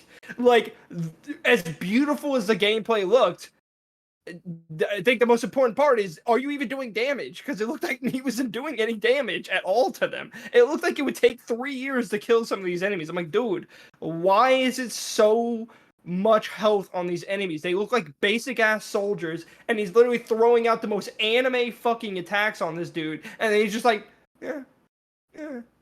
Like, dude, that's what kind of keeps me from wanting to be excited for this game. That is very important. When your attacks aren't making impacts on the enemy, then it's not satisfying. It just looks like you're hitting a fucking wood board. You might as well be just punching a wall. I mean, honestly, Resident Evil 5 punching a boulder looked more exciting than fucking doing that. Like, dude, like, what are you doing? That's where it keeps me from wanting to be excited for this game. That it looks lame. It looks boring. Everything else looks great. I cannot say anything bad about the rest of it. Everything looked great. The graphics look great. The environments look super fucking cool. The characters look great. Story looks pretty interesting. But combat is very important in gameplay. And yet, just when I was thinking it looked cool, the combat, I really started to focus on the fact that none of the NPCs look like they fucking take any damage at all. And it just looks like, I don't know, maybe is he playing on the hardest difficulty? Because, dude, like, they just look so unbelievably spongy. Well, I think That's what keeps me. I think a lot of what they showed was like one-on-one kind of mini boss or like actual boss gameplay, and not. We only saw like little snippets of like just actual in-world gameplay, where it was like some of the dogs and all that were there, and I don't remember seeing them being spongy, but you know, I think it is kind of the showing off some of the boss gameplay and all that, or like world boss gameplay or things like that nature. So you definitely don't want to like two-tap bosses. That would be annoying.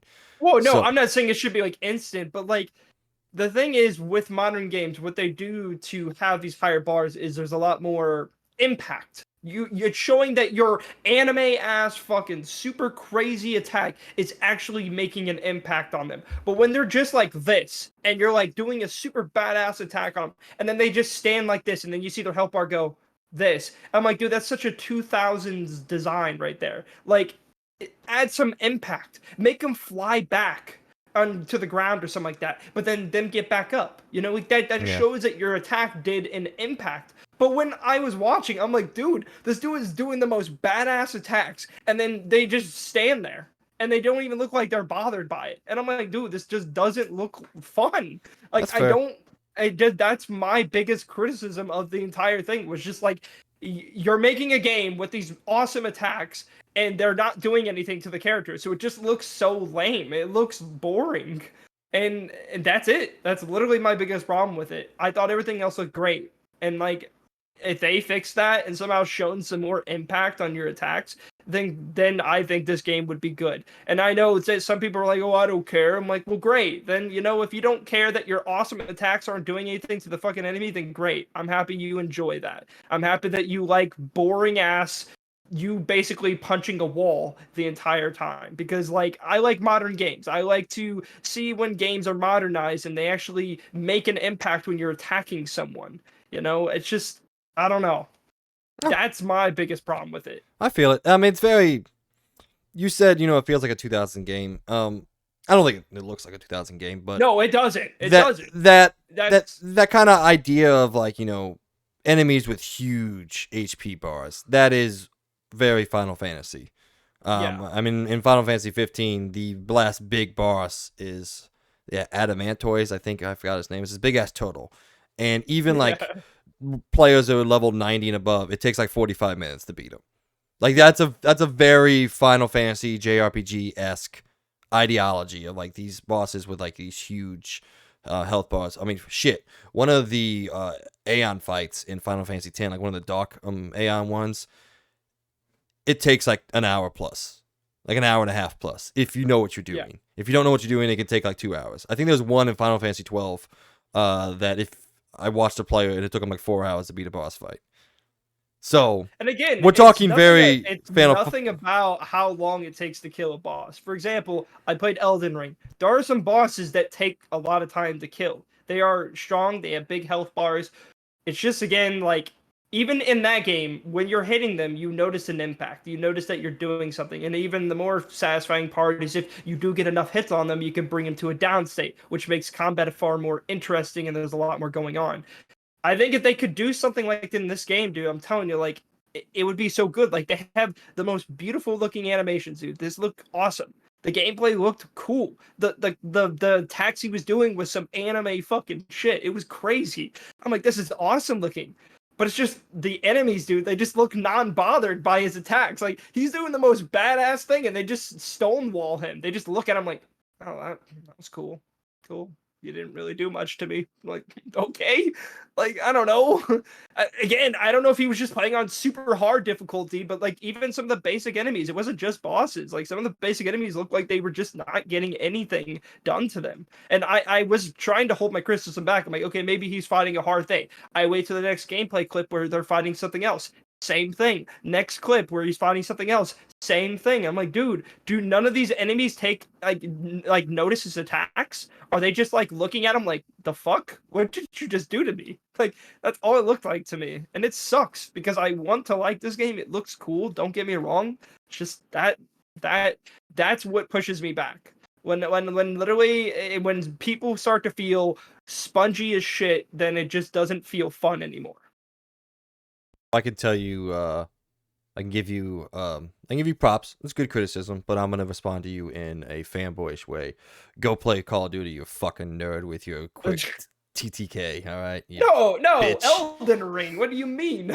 You little bitch. All right, I'm just kidding, man. You know, I'm just giving you. I still think you'll actually like this game because it is very Devil May Cry and it's maybe I'll play it on easy mode, and maybe then my attacks will do something to them. Possibly. Bitch. But no, I after you beat it, you get your ideas out there and everything. I'll probably borrow it from you and give it a whirl. Yeah, I'll give it a try. Maybe my opinion will change when I actually have hand and controller playing it. So it's not going to because you judged Final Fantasy VII off the first 20 minutes of gameplay. That is fair, but maybe the characters will be more interesting to me. The characters are interesting. You just need to give them a chance, and you didn't understand what was happening.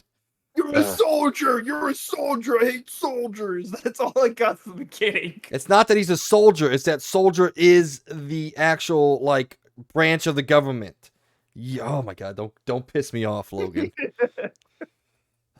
Fucking hell. Everyone out there who watched that, dude, I swear down, I'm just getting so much hate from Final Fantasy fans because the fact that like I barely gave Final Fantasy VII a try, and people are like, "The fuck, it's the best game. What's wrong with you?" Oh, it's not the best game, but I think Final Fantasy VII is fantastic. All right, let's move it on now. Right. Number 3, technically, on Around the Point. Speaking of the Mario Brothers movie, which we talked about. Well, we talked half about the review and half about movies in general, so that went off the rails a little bit. But it has seen massive success out there. Its opening weekend of 146 million, which was technically earned over the weekend. But then if you take in the entirety of its 5-day opening weekend over Easter weekend, it brought in a staggering 206 million domestically, which is absolutely crazy. Absolutely insane. So I think worldwide it's like 300 and something. Yeah, 375 million. Absolutely insane. And then the second weekend also hit 87 million, or is projected to hit 87 million, bringing it already. I said already. already to $678 million globally, which just is mind-boggling. Easily gonna break the 1 billion mark. So to answer your question earlier, yes, we're getting a sequel. Oh yeah, no, I already knew we were gonna get a sequel for sure. But dude, that's crazy that IMAX especially, that's like one of the biggest things for them. 21.6. I did not see it in IMAX. I didn't think the movie needed to be seen in IMAX, but maybe I'm wrong on that one. So I mainly just wanted to see an IMAX because I never have seen an IMAX movie. So I do want to go see more now for sure. All right. Well, I mean, I don't have anything else. I just wanted to let people know that this movie technically doesn't need your support, but if you want to give it your support, please do. If you like Mario, then go see it. That's all I gotta say. Yeah. It is very much worth it, especially if you do have any sort of fandom with Mario. So, all right, number 4 on Around the Point. This one is technically still a rumor. It's not a certified news story, but I did want to talk about it on here. So, Persona 3 is apparently getting a full-fledged remake if leaked screenshots and videos are to be believed. So the internet sleuths out there have gotten to work. All this stuff has pretty much been removed now. I tried to look up some of it to put it into the article for you, but by the time I got around to it, I couldn't really find anything. Although I did see the leaked video, I did not see the leaked screenshots when it first started making its wave. I was on break, so it worked out. But by the time my next break, it had already been taken off the internet. But yeah, we got very small snippets of what looked like a complete ground up remake of Persona 3, because definitely the characters were the same. Like I said, I did not get a chance to check out the screenshots, and I can't find them nowadays. So definitely Atlas took to the world and took all that stuff down. But let's just say all that was real, and this is a real thing. This is very exciting because I think they just re-released the Persona games. Why do you have such a scared face? I accidentally fucked up the doc. My bad. Keep going. Oh, you're good. Well, just hit undo. No, I got it. I got to figure it out. Okay, good. So.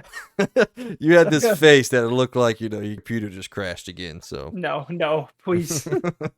But it does. I just think this is very exciting because I said they re-released Persona 3, 4, and 5 earlier this year, and I think Persona 3 got the snuff end on the version that they released. Still don't know why they made that decision to release the portable version and not the actual real version that we all played back in the day. But that they definitely released the lowest quality version of that game, which I do not know why. I cannot make any excuses for that decision. It is just simply bad. But are you excited? I know you love Persona 5. You haven't got a chance to jump into Persona 4 yet. You should. It is also Oh, okay. Well, I never played mind. Persona 4 a little bit. Yeah. Okay. It's also fantastic. The Persona games are top tier JRPGs, and Persona 3 is very much the darkest version of that. It's just simply, in the original, when you summon your persona, when you do an attack and all that. In Persona 3, how you do that is your character takes out a gun and shoots himself in the head. That's how he summons his persona. Damn. It is All dark, right. man.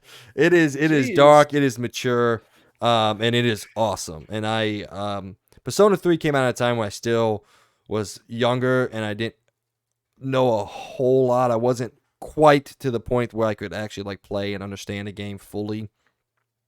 But yes, I'm very much excited if this is real. I cannot wait to play it out if it is. I hope it is.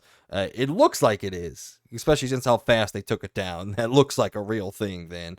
If a company freaks out and takes things down pretty significantly and goes after these people, it's probably a real thing. It's very similar to what we saw with GTA when all that stuff leaked. That stuff got taken down fairly quickly. So, hello. What do you think? Oh, no, not you. Peyton's doing something weird. What do you think overall? I don't think you got a chance to see the screenshots, but is this something that interests you or anything based off some of your experiences with Persona and all that? Yes, but dude, I would love to just beat a Persona, dude. It's so difficult. I love the game so much, but they're so long. They are literally insanely long. And it's not like they're long for long's sake, like Valhalla, or I wish I could play the clip right now. I'm not gonna try it. Assassin's Creed, blah. So I would love to beat Persona, man. I would love to beat Persona 5 because I think that game is so good. Art style wise, music wise, everything. I would obviously yes. This is really cool. This is exciting, but I would just love to beat a Persona in general. I wish I had time, but I never do. Well, here's the thing: Persona 3, technically the shortest Persona game. It's around 65 hours. It's small, I mean, I guess it wouldn't be. I could do that because I've been playing a lot of other games. I spent a long time, and Elden Ring's almost 100 hours for me. So I guess I could probably do it in that much time. Persona 5. I just want to beat Persona 5. I want to beat Persona 5 so bad. Here's what you have to do. Everything in me, dude. I just need to just focus on that game. No, just do not do that because you're not ever gonna finish it. You're gonna get 50 to 60 hours in, which is our normal game time for these big, expansive RPGs, and you're gonna roll off. What you need to do is put 10 hours in a month and just play it over the course of an entire year. Don't ever fully get away from it, because once you fully get away from it, it's hard to get back in, because there's so many micro decisions you make while playing the game each and every time you get in there. You're gonna lose track of what you are. But play it 10 to 15 hours a month. Just put some time in. Don't ever sit down and just play it for like 8 hours a day and try to get through it all that way. I don't think that's the right way to play the game, based off what I know about you and me and how we play games. You roll off things a little bit earlier than I do, but even me, it's hard to stick around for 100+ hour game, even if you are super into it. So definitely, if you wanted to get through it, take some time, take 7-8 months, whatever, and give yourself that widespread area to play it in between. Like right now, we're in like a week or so lull. Now is when you would pick that up and play it, then jump off when something else. When I think Redfall is your next game, you jump off, play Redfall for probably only going to be a couple weeks. We're playing that game, and then jump back into Persona while you're waiting for that next game. Make it your interlude game, your interlude between the things coming out. That's how I would do it. If I were you. I understand people are like, well, what about your backlog? The backlog's never getting done. My backlog is always just gonna be. It's just forever. It's just a list I add to. That's all my backlog is. It's not everything I ever do anything about. So, but yes, I'm very excited for Persona 3. I think, like I said, with the re-releases that came out earlier this year, that one got the snuff. I still don't know why. That's a dumb decision, but very excited for that. So I hope everybody out there is also excited, especially since it feels like with the reception we have a very RPG focused community, which is nice. I love that. It's one of my favorite genres. So I really wish people would watch the review of Resident Evil a little bit more than they do, but because I think it's a very good video we put out. But the people who have watched it hopefully enjoyed it. Hopefully you have loved the game as much as I do. All right, anything else, man? Nope. All right, well, number 5 on Around the Point. Dreams is dead, folks. The dream is dead of dreams. So Media Molecule earlier this week had gone, whatever, I don't care. They have announced that they are ending further support and connection with the game. In a blog post, the studio states that live support will conclude after September 1st. That obviously means it won't receive any new updates, but players can still install and play Dreams, including creating and sharing games after that date. Previous announced updates will still hit the game before September, such as the patches, improving animations in the creative mode, as well as the trend update, whatever that is. Events such as Dreamscom, Impy Awards, and All Hollow Dreams will no longer take place as well. In the blog post, Media Molecule writes this: "We know this won't be an easy message for everyone to hear, and it's certainly not been an easy decision. Dreams has been a special project for Media Molecule, and helping this burgeoning community of game developers, tinkerers, creatives, collaborators, and dreamers grow and express themselves remains one of the best things we've ever done. Thank you for being a part of it with us. We look forward to joining you. I messed all this up. We look forward to you joining us on our next adventure." As for what that next project is, Media Molecule has only confirmed that it's not Dreams 2, nor is it related to Dreams in any way. So this is it. Dreams lasted, 3.5 years? Yeah. Not bad. I personally think, regardless of how I feel about Dreams and how I feel about, what it is and what it had the chance to be, I think this game was kind of doomed from the beginning. It took too long to make. If people don't remember what it was like when it was coming out, it just took so long to make, and they kept talking about it. PlayStation kept trying to get people interested in it, and I just think, while Media Molecule is beloved within the community of PlayStation and Sony, and maybe some people out there, I don't think Especially for me. Yeah. Dude, I loved Little Big Planet 2. That was Little Big Planet 1 and 2. I absolutely I mean, I even loved the games. Vita game that came out, Tearaway. Yeah, I think dude, Tearaway the Vita one is awesome. Dude, the Vita, when they made it on Vita, dude, and it was basically just Little Big Planet 2, but on the freaking portable device, blown away. It was awesome. Yeah. I mean, but I just think this project, regardless of its quality, which I think there is quite a bit of quality in it, and the ability to create everything is mind-blowing, I just think it was kind of doomed from the beginning But I'm glad they got X amount of years, however much it actually was, out of it.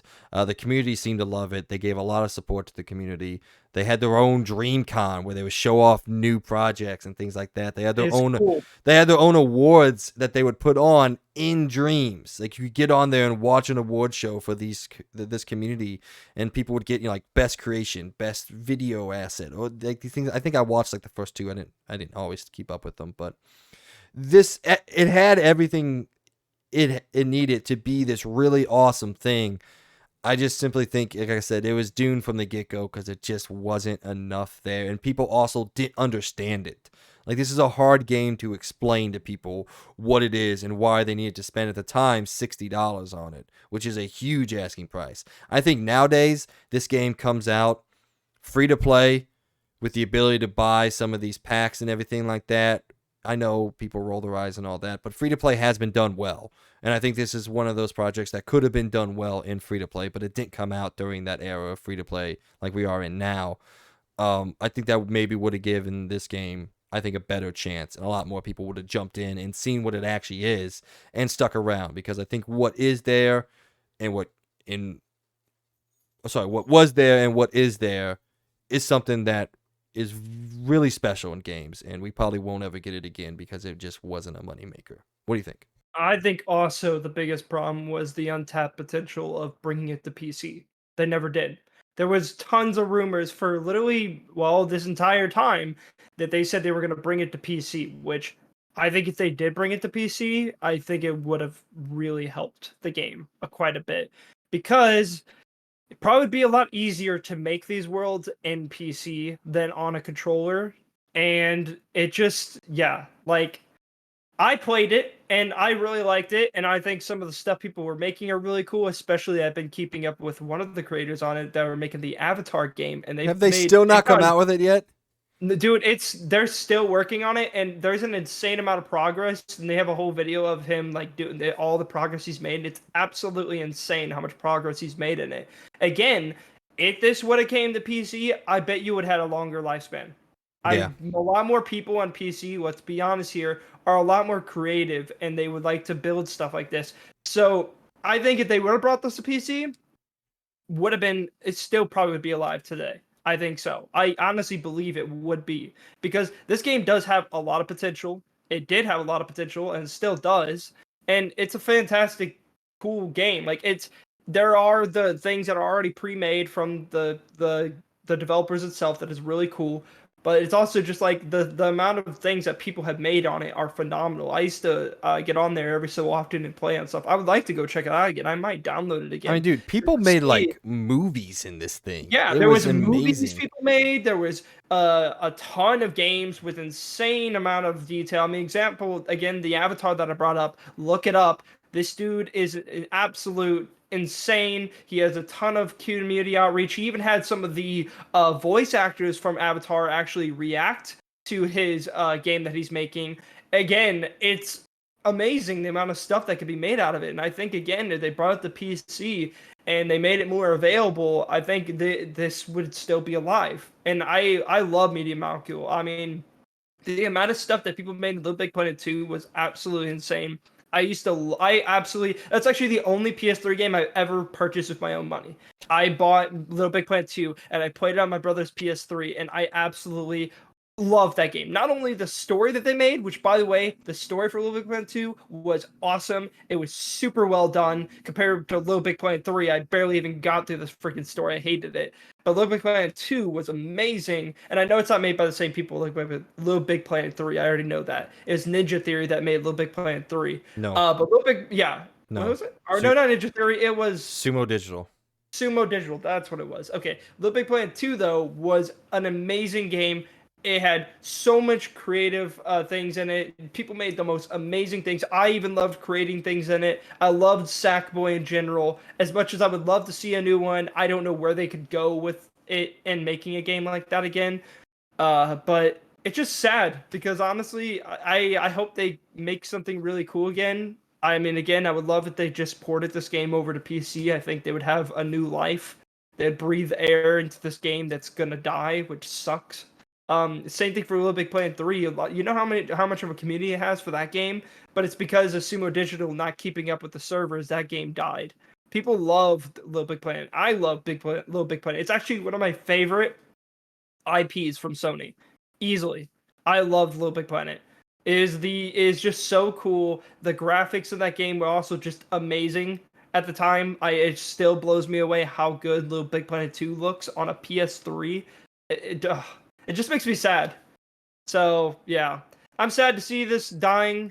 I haven't really been keeping up with Dreams. I also wasn't a big fan of Dreams compared to Little Big Planet. I thought Little Big Planet was really something special. It had something just different about it. It was just so cool, and also just the multiplayer and community of Little Big Planet was just a lot more exciting.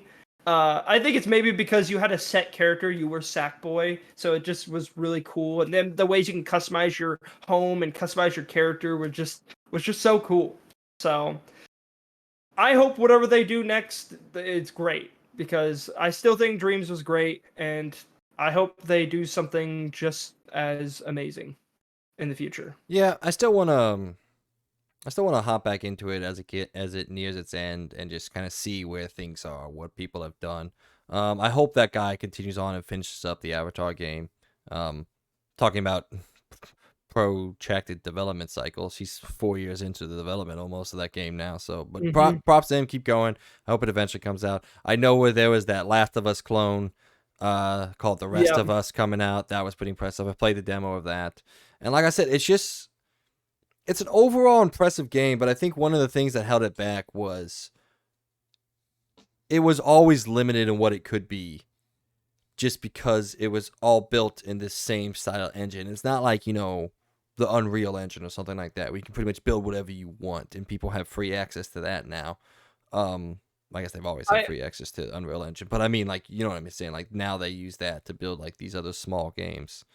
I also just think that the biggest problem with Dreams compared to Little Big Planet was it's a far more difficult game to build stuff with. Oh my god, as much as it's far more, and that also goes with the fact that it's a lot more advanced. That's why there's a lot more advanced and insane projects that people made. Like I played some horror games on it. It's phenomenal.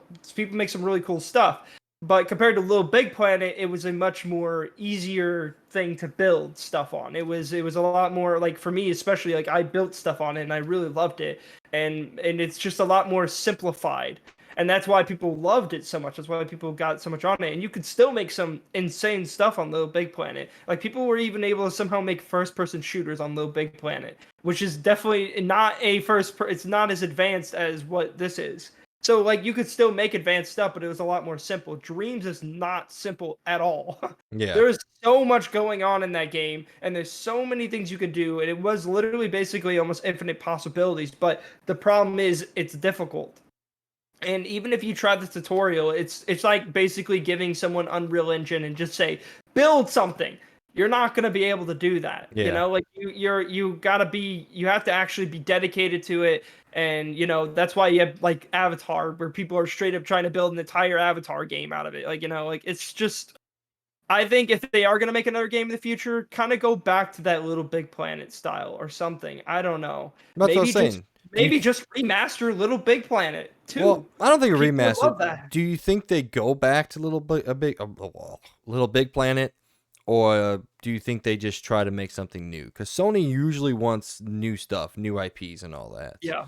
And props to PlayStation and Sony for sticking with Media Molecule, because this game could not have been that successful, and it took them years to make this game. And that's a very talented, very creative studio over there, and I think a lot of other companies would have dropped them when Dreams didn't hit well. And props to Sony. There's a lot of criticisms to be had about them, but they've stuck with them, and they're still a part of the worldwide studios. So there's something there that old what the hell's his name? I don't even know the fucking CEO's name. I don't remember. I can't remember it. He's the guy that everyone loves to hate. I like him because I think he's like not a gamer at all. He's definitely a businessman. I think it's funny. I think it's funny to watch him like try to explain games, which Sony's a business. Keep the creatives in the creative positions. So, what is his name? Jim Ryan. I kept thinking Jack Yeah, Ryan. I'm Jim like, Ryan, yeah. I was like, Jack Ryan is not his name, but Jim Ryan. So I guess shout out to them. They've stuck with them. So hopefully they have something in the pipeline that's going to surprise us all. All right. Next one. You good? Yep. All right. Number 6 on Around the Point. A new game has been announced. Well, technically it didn't get announced, but we finally got actually like a look at it. And that is called Immortals of Aveum. And this is something that I really wanted to add into this week's episode so Logan and I could talk about it and look at it. You recently saw the trailer right before this episode, or before we sat down to record this episode. So I'll just get my opinions out there real quickly. We talked a little bit about it before, but this game could still be ass. It could not be good at all. But in my opinion, this was one of the better trailers I've seen in a long time. I think this thing looks fucking cool, man. And like I said, it could still be completely ass. I have no clue. But this game looks really, really dope, dude. For those of you out there, before I turn over to Logan, I guess I'll run down real quick. The short pitch for this game is pretty much Call of Duty, but magic. Reading from the article here, it says the pitch that any publisher would be eager to embrace and sell, but the developer behind it, Ascendant Studios, has the background to back it up. Immortals creative director and Ascendant co-founder Brett Robinson worked with Sledgehammer Games as creative director on Call of Duty Modern Warfare 3, Advanced Warfare, and World War II, and was also the original Dead Space co-director.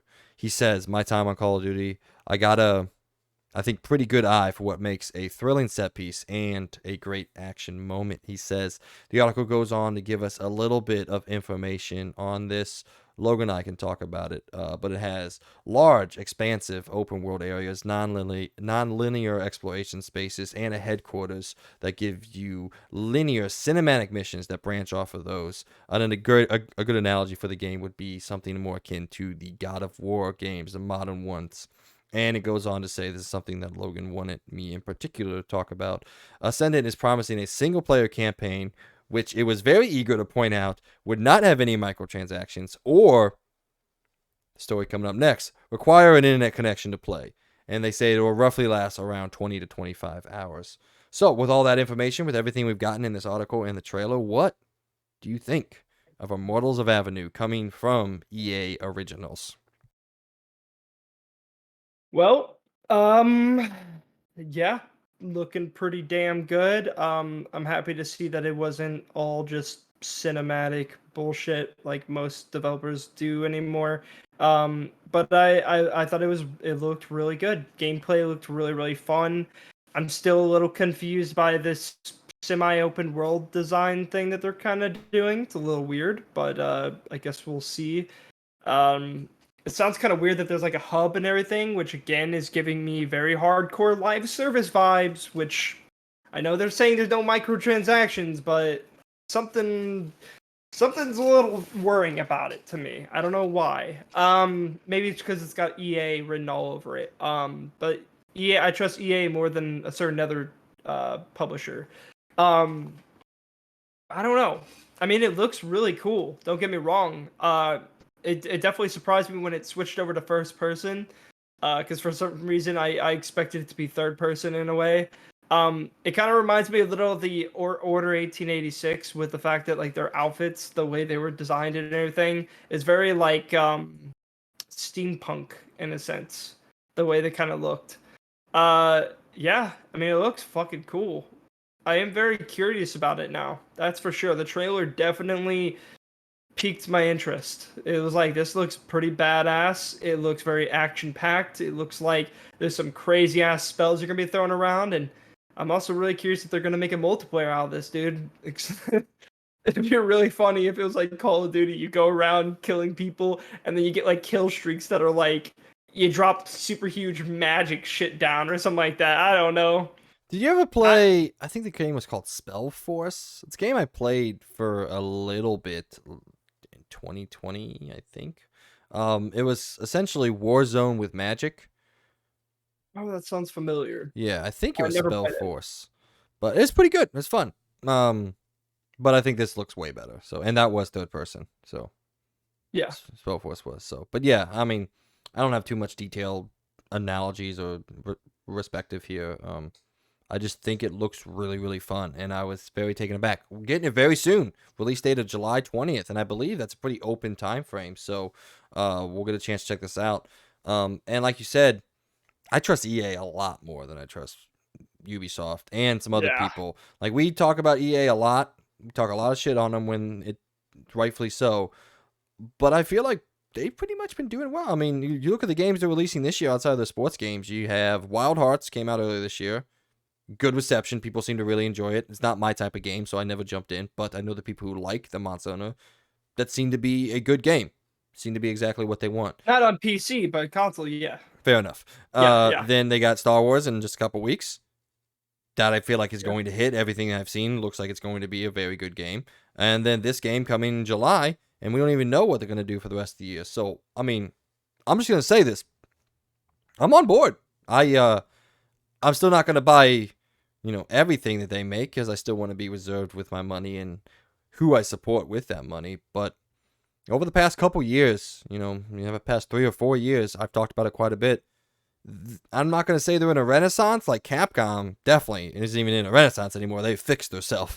But EA is definitely on the comeback. I think they've done very, very well the past couple years with. Oh, and you forgot they had Dead Space Remake too. Dead Space Remake. There you go. There's another one. I did forget about that one. So I'm gonna take my hat off to them. I think people still remember what they were from 2015 to 2020, whatever that was, that time frame, pretty much the 2010 decade. And I'm confident saying this is not the same company. The sports games are still the sports games. They're not going to change them. That's the same side of the company for sure. Also, I don't blame them for changing, really, because why would they? They make a gazillion dollars off of those things. I want them to change, the sports community will ever change, then Yeah. it will never change. And let's be honest, the sports community, I don't think they really care. So I there we go. want those games to be better, but I don't play those games really anymore. So the community loves them. So I guess do what your community wants. So that's fair. Yeah. Don't announce a random battle royale game that no one wants and then cancel it a week later. Yeah. All right. What was that one? I don't know. It was a Ghost Recon game from Ubisoft or whatever. Oh, you're talking about Ubisoft. Yeah. Hey, there actually is one thing of Ubisoft that I actually am interested in. Avatar. X-Defiant. No, not Avatar. I did see that.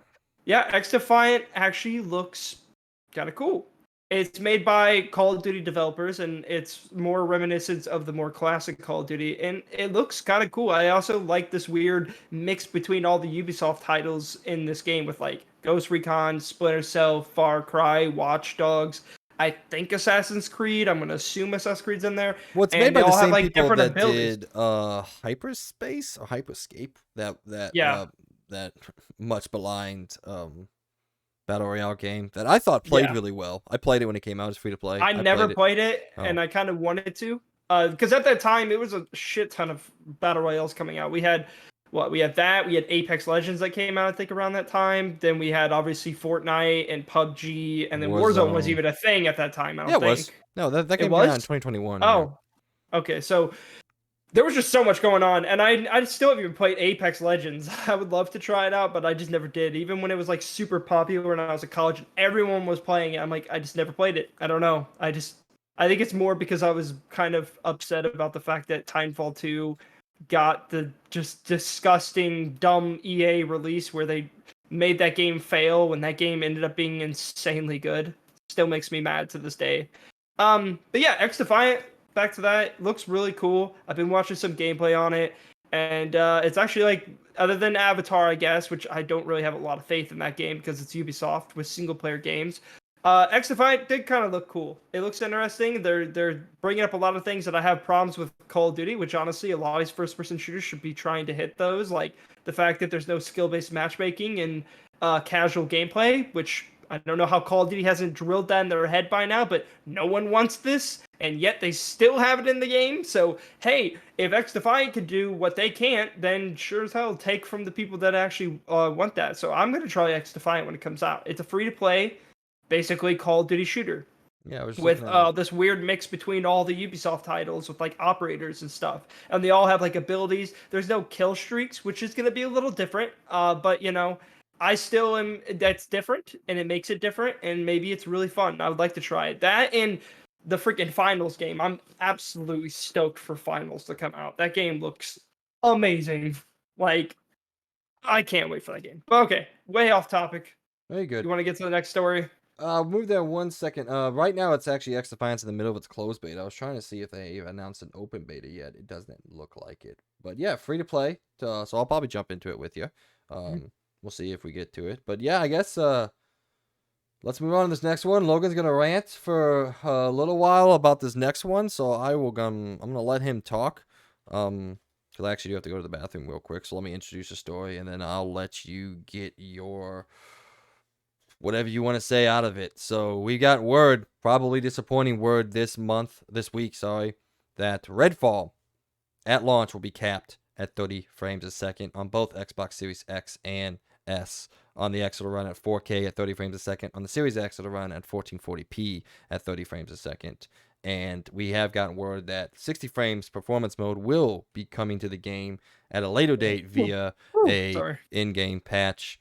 Obviously, this has gotten significant amount of hate, considering we gotten some news stories recently about the ABK deal and everything going on with Microsoft. You know, there was a PS5 version of Redfall that got canceled, and everyone was excited because that gave them the idea that they were going to be able to focus on just this one console, this one platform, which is usually why PlayStation games run so well, because Naughty Dog builds their game for this one console. And I think a lot of Sony fanboys out there, while I don't agree with the way that they talk to people and all that, saw this as kind of like an FU in a way that it failed. I'm not going to talk about that. We're not going to talk about the ABK deal because it's inundated with bullshit. Logan and I don't ever feel like getting into that right now. We'll let you guys know when it's over, which it appears whenever to be. it's finished, Yeah. then we'll bring it up. There you go. We'll let you know, hey, it's done. Cool, good. That's all I'm going to say because I don't care that much about it. I don't really want to fuel a fire, you know. It's already built. Yeah. Cool. If people you want out to there get that news, then look for the fueling of the fire. I'm sure people are getting tons of views for it, but that's cool. I don't really care to talk about it because I don't really want to make this into a fanboy argument kind of thing. It's just dumb. I have everything now, even a PC, so I don't really fucking care about it. You don't give a shit anymore. No. You're in my boat. I'm like, I'll play what I want because I can. If I don't want to play it, I won't play it. I won't support it. But anyway, so people were outraged about this on both sides. People were defending. People were arguing. Again, we're not going to dive into that there. Logan has a lot to say. I'll come in when I come right back. But I do have to go to the bathroom real quick. So start your rant. I'll be back momentarily, all right? Okay. You'll have plenty of time. So, here we are. Back to the good old days of Arkham. The art was it? It was not Arkham Knights. It was Gotham Knights. Back to the Unreal Engine 4 problem of, for some reason, a game that looks like a cross-gen title running at 30 FPS at launch. I know that we've been promised that 60 FPS will show up later, but how much later? See, this is the problem with this whole dumb thing. Like, for first thing, this is only being made for PC and Xbox. That's it. So that's all they got to focus on.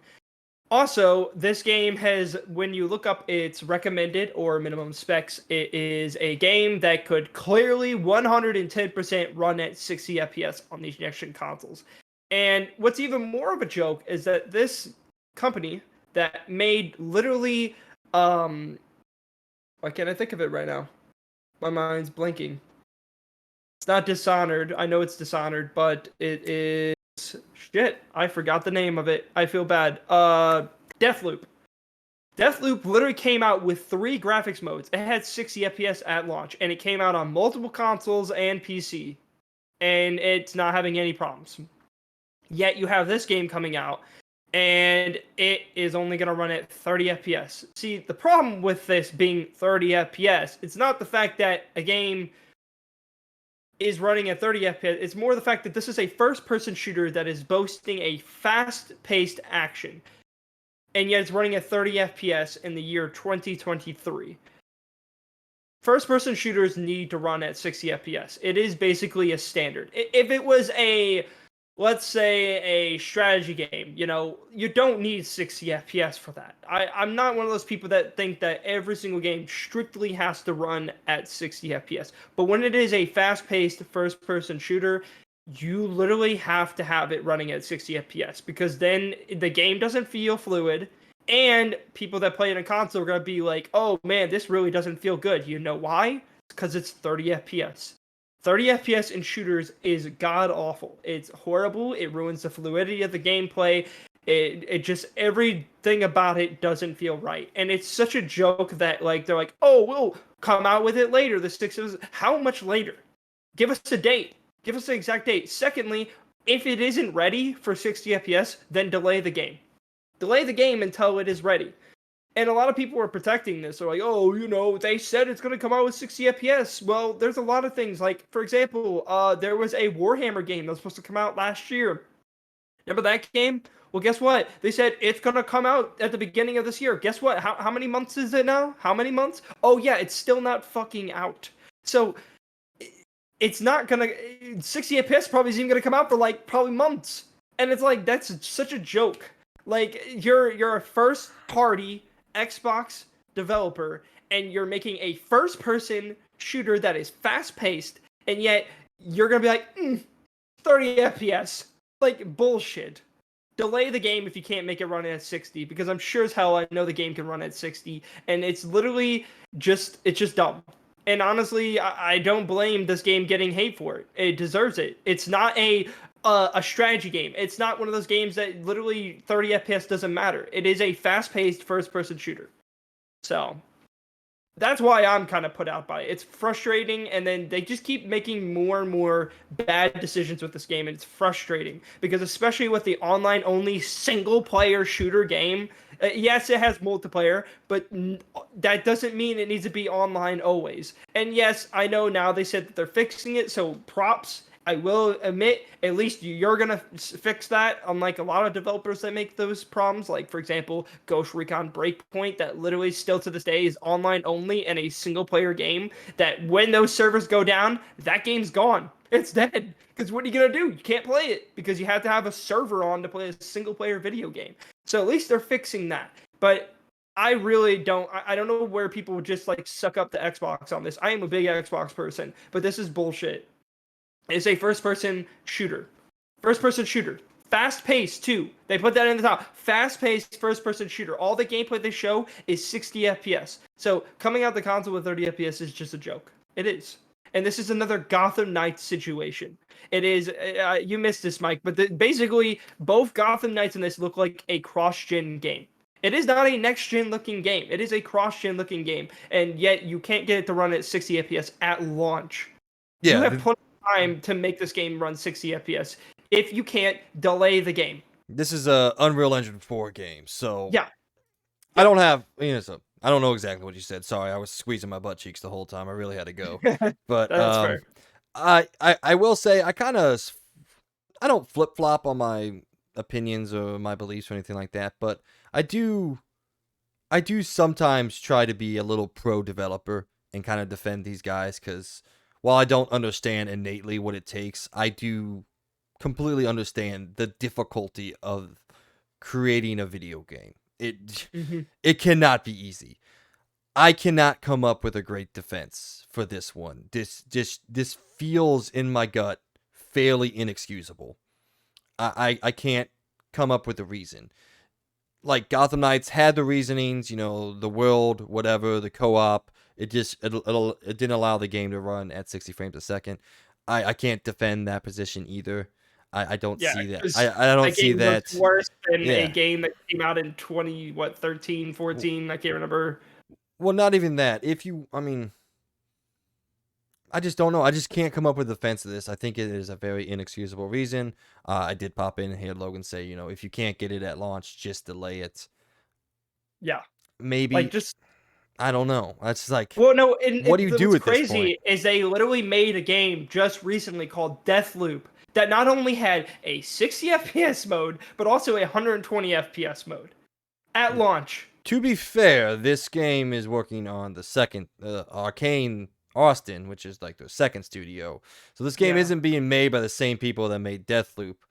But again, that you're just technically the same studio. You should be able to work right. Yeah. Arcane should be like, hey, how'd you guys figure this out? Because we can't get it to go. Yeah. And it's Like- not because the PS5 is more powerful. It's just not.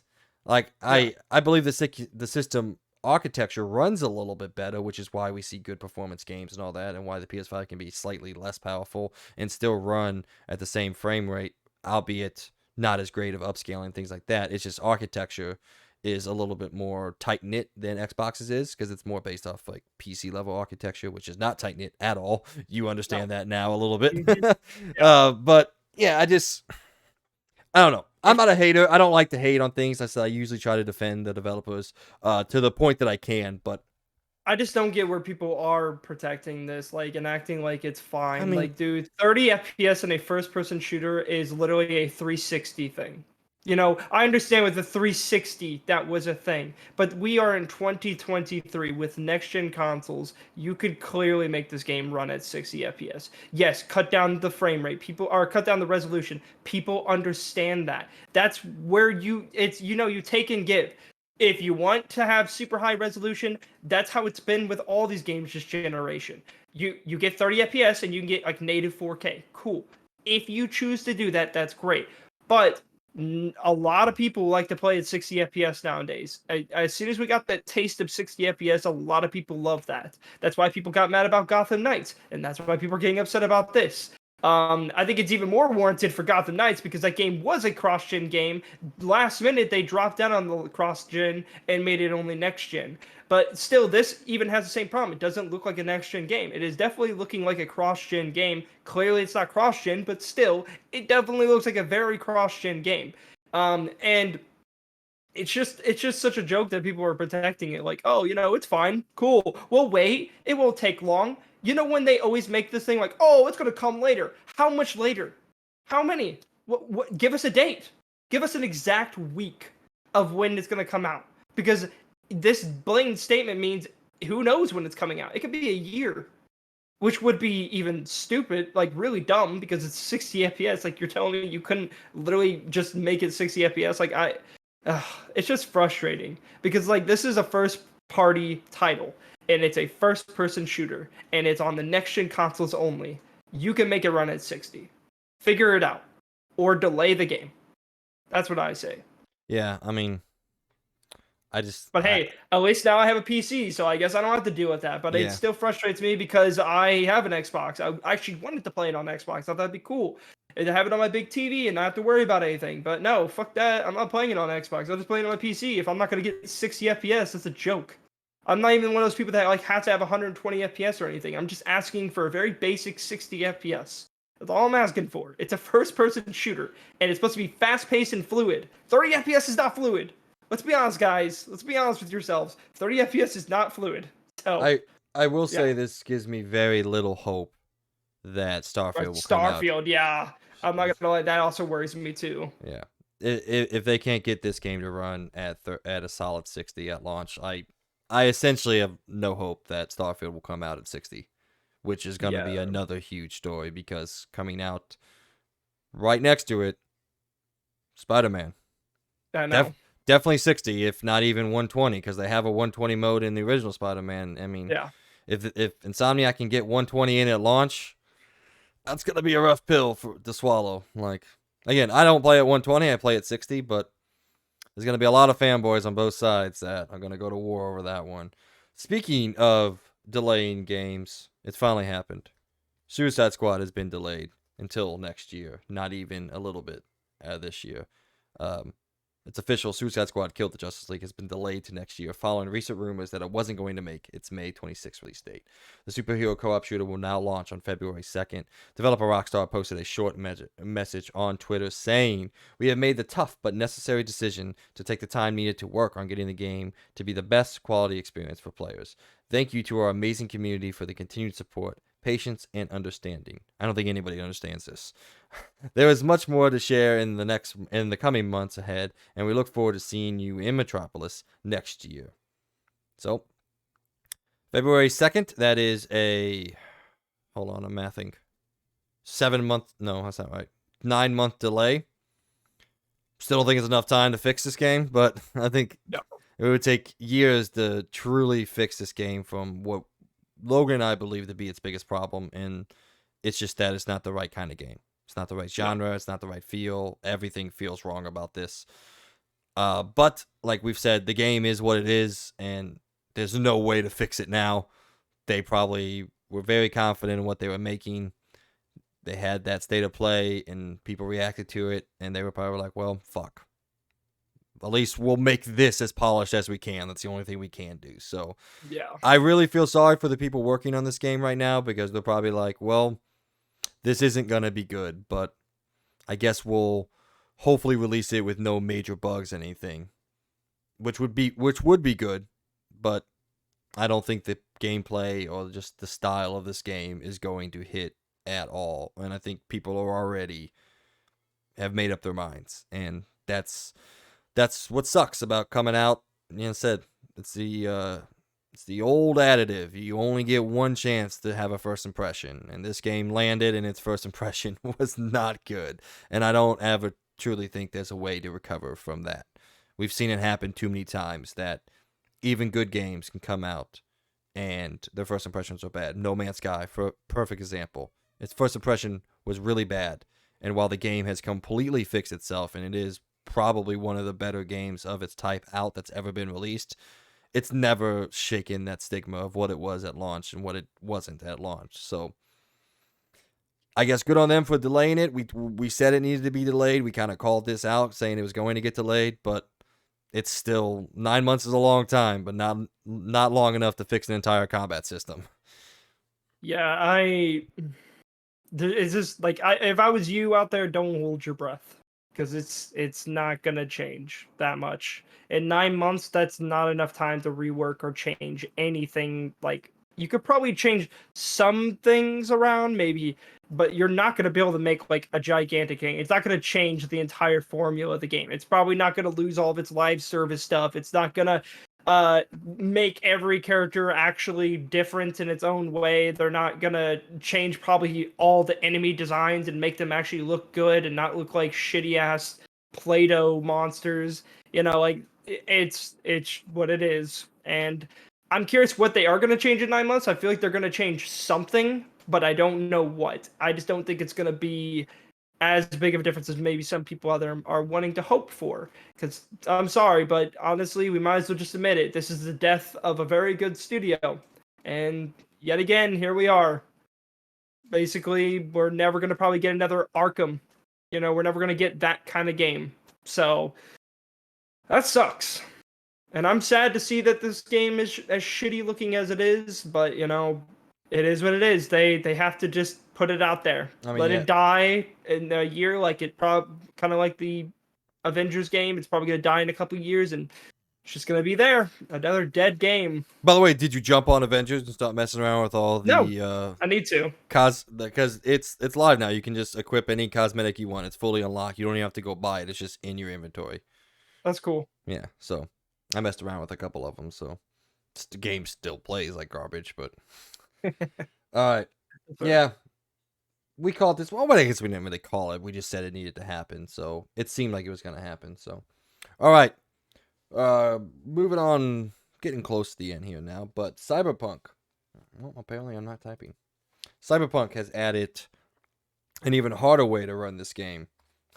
Ray tracing overdrive mode has been announced and rolled out onto the game earlier this week. People have got a chance to sit down and play it, and they realize they probably can't play it unless you spent $1,600 on your computer.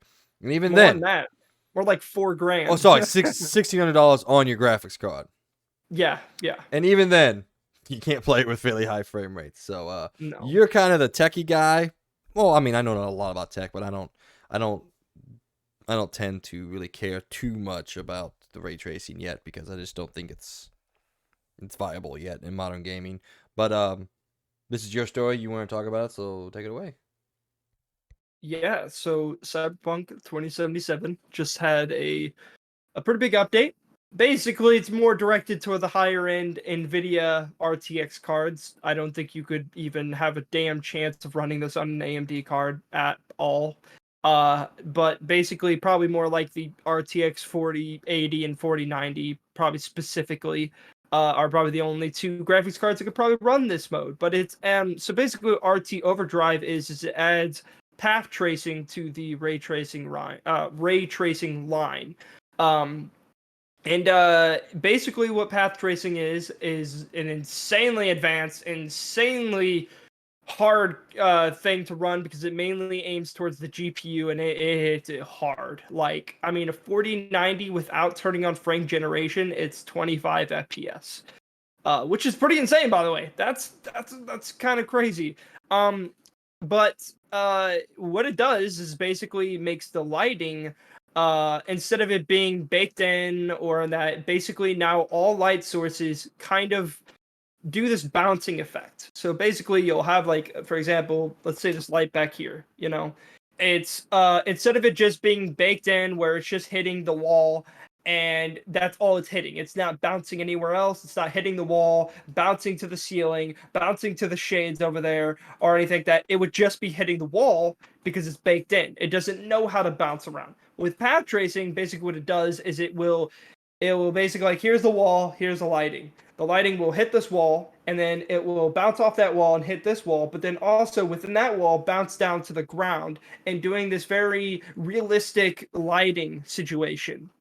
And it adds a lot more, and it's a lot more dynamic, especially for like open world games where, like, I don't know, like you have a light up sign right here and it's changing the lights. It will basically change the entire environment's look with that lighting going on. So it could be like a blue light. Now all these lights would be mixing colors. Like, so for example, you'll have a green trash can and that blue light will go on. It'll bounce off, hit all these lights. It'll bounce off people's faces, make it look a lot more realistic, which would be bouncing off to items that they have in their hands.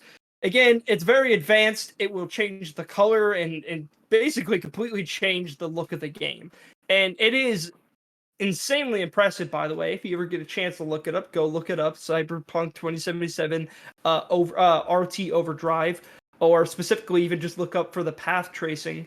It's insanely impressive. It's very gorgeous, very insane, just insane. It looks awesome. It completely changes Cyberpunk's look. It is a very impressive mode, but it's definitely one of those things that's for years is probably not going to be usable, and especially for people that would ever get their hopes up that this will ever come to console, but you best fucking believe it ain't ever going to hit console. Let's be honest, guys. It's not. It's something that sure as hell could not run on anything but like a super high-end GPU. And if you have like $5,000 in your pocket, great. Go do it. It's definitely um not something that's going to be wider, more open for people to use until probably like years from now, until GPUs have gotten cheaper and stronger, and yeah. But it's still cool. It's definitely future proofing Cyberpunk for like later in people's lives when they probably go back to that game and finally get to turn on path tracing and be like, damn, this looks good. But yeah, it's still a cool update. It's insane how Cyberpunk just keeps adding more and more things that make the game run harder and harder to run. But it still is fantastic looking. And again, yeah, if you're one of those few that have a 4090 or 4080, cool. I'm happy. I hope you enjoy playing Cyberpunk in Overdrive mode. Well, it says here that with the frame generation and DLSS turned on, 4070 Ti and up can run this. Okay. And then they recommend the 3090 can run it at 1080p at around 30 frames a second. So I guess if you want to turn the resolution down, which by the way, 1080p on a 27-inch screen still looks great. So yeah.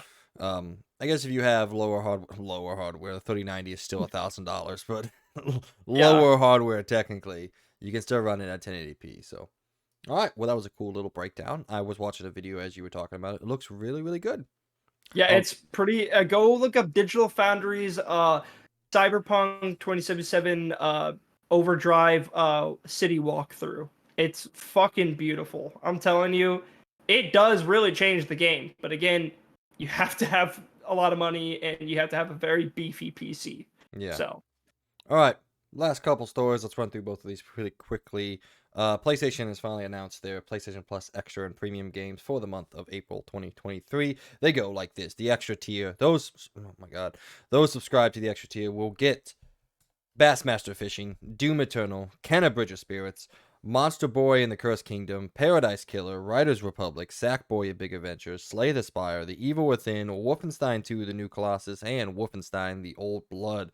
Those of you who subscribe to the premium tier will get all of those, and Doom 1. Wait, those are both the same thing. Doom 1, Doom 2, Doom 64, and for some reason Dishonored Definitive Edition. There you go. There is your PlayStation Plus month for April 2023. I mean, I think it's a good month. There's a lot of good shit here. So, I've played most of everything. So, a lot of Doom. There's 4 Doom games on here. Not the original Doom. Odd choice, but you get Doom Eternal and then Doom 1, 2, and 64. I mean, the original, like, new one. Not the original one, but... yeah. What do you think, man? That's good. It's cool, you know? That's a lot of really good games on there. Again, I played a lot of these games, but, you know, not everyone has. And if you haven't, definitely go check out some of those games. That's a very good month. You gonna jump into Sackboy finally? I'm telling you, you and Amy, it's a good game to play together. Well, I've had it. Yeah, I've downloaded it and everything. Oh, did you? I added it to my library. I haven't downloaded it. Okay. Yeah. I would like to try it out and play it. Yeah, I mean, hey, it was free, so why not? So I'm definitely gonna play it at some point. Yeah. Hey, quick shout out here. For Easter, Peyton got me some candy, obviously, and I've been eating on the new Reese's Mallow Top. It's not gonna adjust there. Mallow Top. What the hell? So I don't know why it's called that because it's got a marshmallow top, but they call it Mallow Top for some reason. So yeah, it's got your regular Reese's and your chocolate with like this marshmallow candy topping here, if you can see it. So, whoa, that's weird. It's What the heck? It's delicious, dude. It's so good. I've eaten almost an entire bag this week.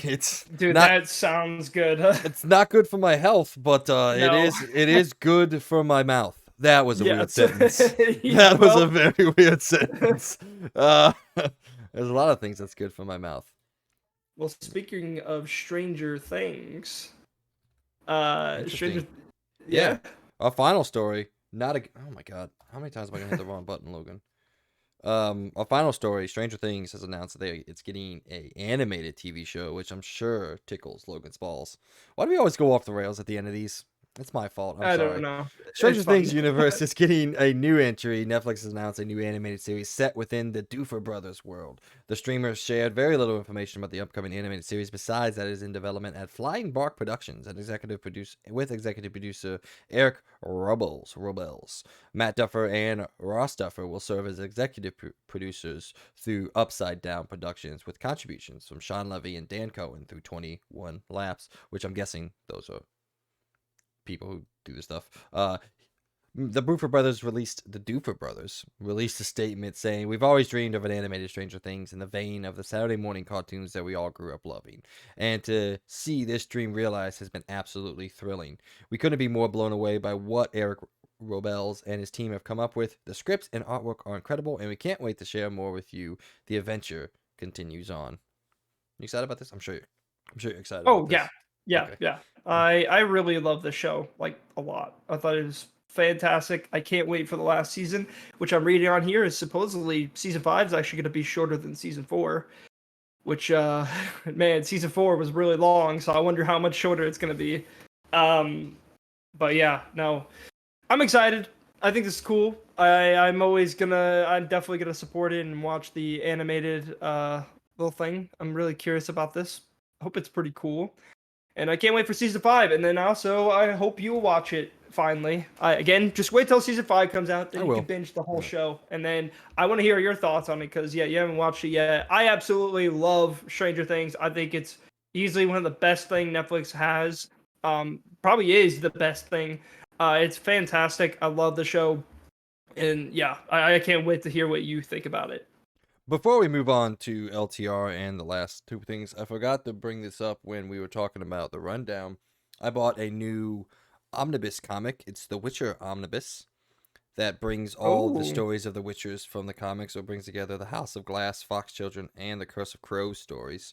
So I'm gonna dive into that pretty shortly. I'm very excited. Only $24.99 for this.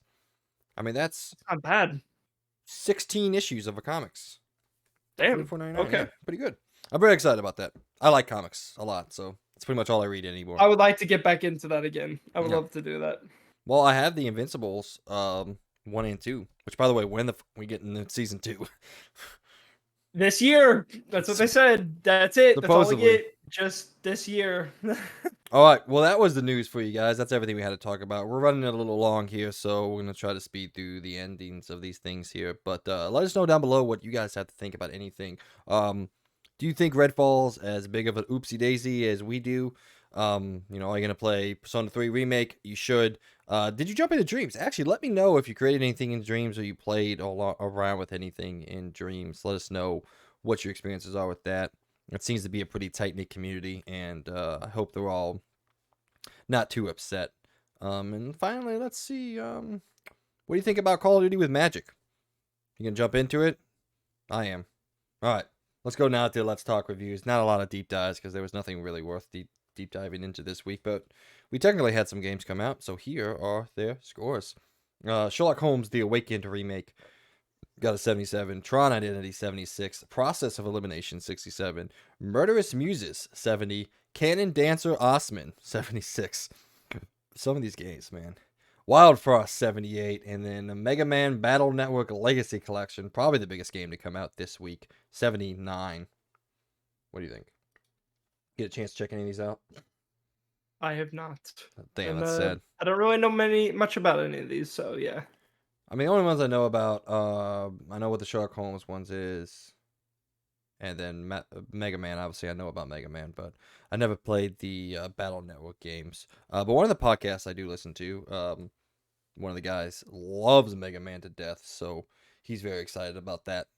He's playing that actually above anything else he's playing. So I think he said he was gonna take a break from Resident Evil to play that. So he loves Mega Man. So good on him. I hope he's happy. All right. Out this week, big week actually. Finally, we'll have stuff to talk about next week. So, on April 18th, Disney Speedstorm finally sees its way to PS5 for Xbox Series X and S, Switch, and PC. God of Rock also on Xbox Series X and S, PS5 for Switch and PC. Minecraft Legends on PS5 for Xbox Series X and S, Switch, and PC. By the way, reviews of that are live, and I'm a little disappointed. Puzzle Which Quest, one? Minecraft Legends? yeah, it's at a 73. Really? right I've now. heard. Oh, I've heard some people say there was. Oh, you saying for like the score, yeah. I don't really care how. I was saying like I heard it was actually really good. Yeah, Scale but actually said it was really fun, and honestly, I might download it. I do want to try it out. yeah, 73 though on a little thing is not the Yeah. greatest score. So, Puzzle Quest 3 on PS5 for Xbox Series X and S, Switch, and PC. The Mage Seeker, a League of Legends stories on PS5 for Xbox Series X and S, Switch, and PC. Then on April 19th, Final Fantasy Pixel Remasters series, that's 1 through 6 on PS4 and Switch. Horizon Forbidden West Burning Shores on PS5 only. On April 20th, Lost Epic on Switch and Super Meat Boy Forever on iOS and Android. Then on April 21st, Advance Wars 1 and 2 Reboot Camp on Nintendo Switch, and rounding out the week, Dead Island 2 finally comes out on PS5 for Xbox Series X and S and PC. It said Stadia, but I put it in there. It said it in the document. I haven't double checked that. They may have been a mistype in it. But then I was like, it's definitely not coming out on Switch, right? No, There's no way this game comes out on Stadia. no, it's not. Yeah, I think they may have just kept it in there because I think originally it was supposed to come out on Stadia, but I think since Stadia's dead, I don't think Stadia's a thing anymore, right? Did the servers get shut down by now? I thought they did. I don't know. Apparently. Okay, no, all these articles are old. But it was originally scheduled to release on Stadia when it came out in February, but I'm guessing since Stadia is now not a thing, it's not coming out. But, so I guess, oh, here's one from May 17th that's talking about still coming out. There's no way.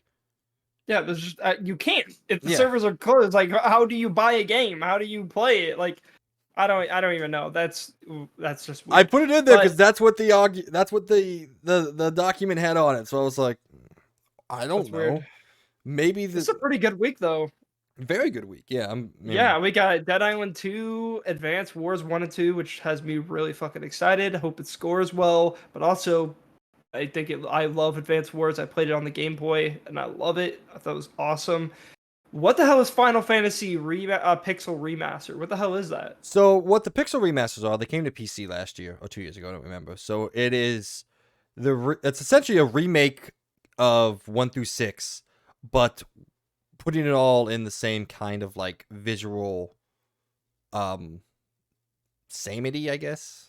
Like they look the same. They look connective instead of like trying to go back and play the games in the old ways. It's probably the best way to experience Final Fantasy games for people out there who haven't played them. If you haven't played anyone, you definitely have to play 4 and 6. Those are easily the two best of the NES era Final Fantasy games. 4 and 6 are masterpieces of JRPGs, especially 6. 6 is still widely regarded as one of, if not the best Final Fantasy game. Definitely the best NES era Final Fantasy game. And again, probably still one of the best. So it's the most modern way to play the game. So Okay. and they come in at a decent price. I think they're being sold for $17.99 individually, or you can buy it as all one pack for I think $72.99. Which for 6 games, each of these games are 30 to 40 hours. If you're a Final Fantasy fan, $72, $70 for 6 games. It's not the worst price I've ever heard. Yeah. I mean, that's cool. That's cool. I mean, yeah, if you're a fan, that's not bad. It's cool. Yeah, I looked it up. I was just curious about that. That really kind of surprised me. I didn't know what that was. But yeah, also Minecraft Legends. Honestly, a lot of good things. Even though it only scored a 73, I've heard a lot of good things about it. I know it's annoying to hear that it got only a 73, but it does look really cool. I actually am really tempted to try it out because it actually looks extremely fun and just unique and different compared to the shitty ass Minecraft Dungeons, which was just basically using the Minecraft title but not actually doing anything Minecrafty, which this game does do a lot of actual Minecraft shit in it, and it looks really fun. It looks cool. I heard the campaign mode's really cool, and because they actually randomly generate the map like, Minecraft shit, if you wanted to, you could just go back through and literally it's completely different every time. That's cool. I like that. And I heard multiplayer is really fun, and you could actually play this campaign in co-op. So yeah, and I heard cool. the PvP is actually really interesting, where it doesn't remove the main core of the game, but like it adds essentially that second player. And so you have to balance with beating the AI and raiding the AI while defending yourself from the player, and the player's got to. It seems like a really, really cool idea. I'm disappointed that it got a lower score because I got the game on a fantasy league and it didn't really come through for me, especially for the money that I spent on it. Did you spend like $1? No, I spent $8. Oh damn. Okay. I really thought people were gonna see it and jump on it, so I wanted to make sure I got up there, but whatever, I guess. My loss. Yeah. So I'm still doing good in it, though. All right, let's get on out of here. It's been a long episode. Ladies and gentlemen, this brings us to the end of our show. Everyone who has either been watching or listening, we just want to take this time, as always, and thank you from the bottom of our hearts. Without your support, we could not be doing what we're trying to do here at the Experience Point. But please help us to continue to grow by telling everyone out there that who has the slightest appreciation for all things pop culture, that they have some new friends waiting to talk all sorts of fandoms with them. We would greatly appreciate it. Mr. Birdman, any last words? Thank you guys for stopping by. I hope this was a good episode of the XP podcast. Thank you guys for stopping by. I hope you guys enjoyed this episode. I know it went on a little long, but we had a lot of exciting things to talk about. And especially next week's going to be a crazy one from what I can tell what's coming out next week. But yeah, appreciate each and one of you guys stopped by, especially if you guys stuck to the entire video to this point. Especially appreciate you. But if you did like and enjoy it, give us a like and a subscribe. Again, we're trying to hit 200 subscribers. I'm very happy to see that our last few episodes, at least especially Mike's reaction to the Final Fantasy thing, is doing insanely well, which makes me really happy to see that people are coming by, they're really interested. So yeah, happy to see that. Other than that, I would also like to shout out our Patreon Platinum member, Logan Leffler.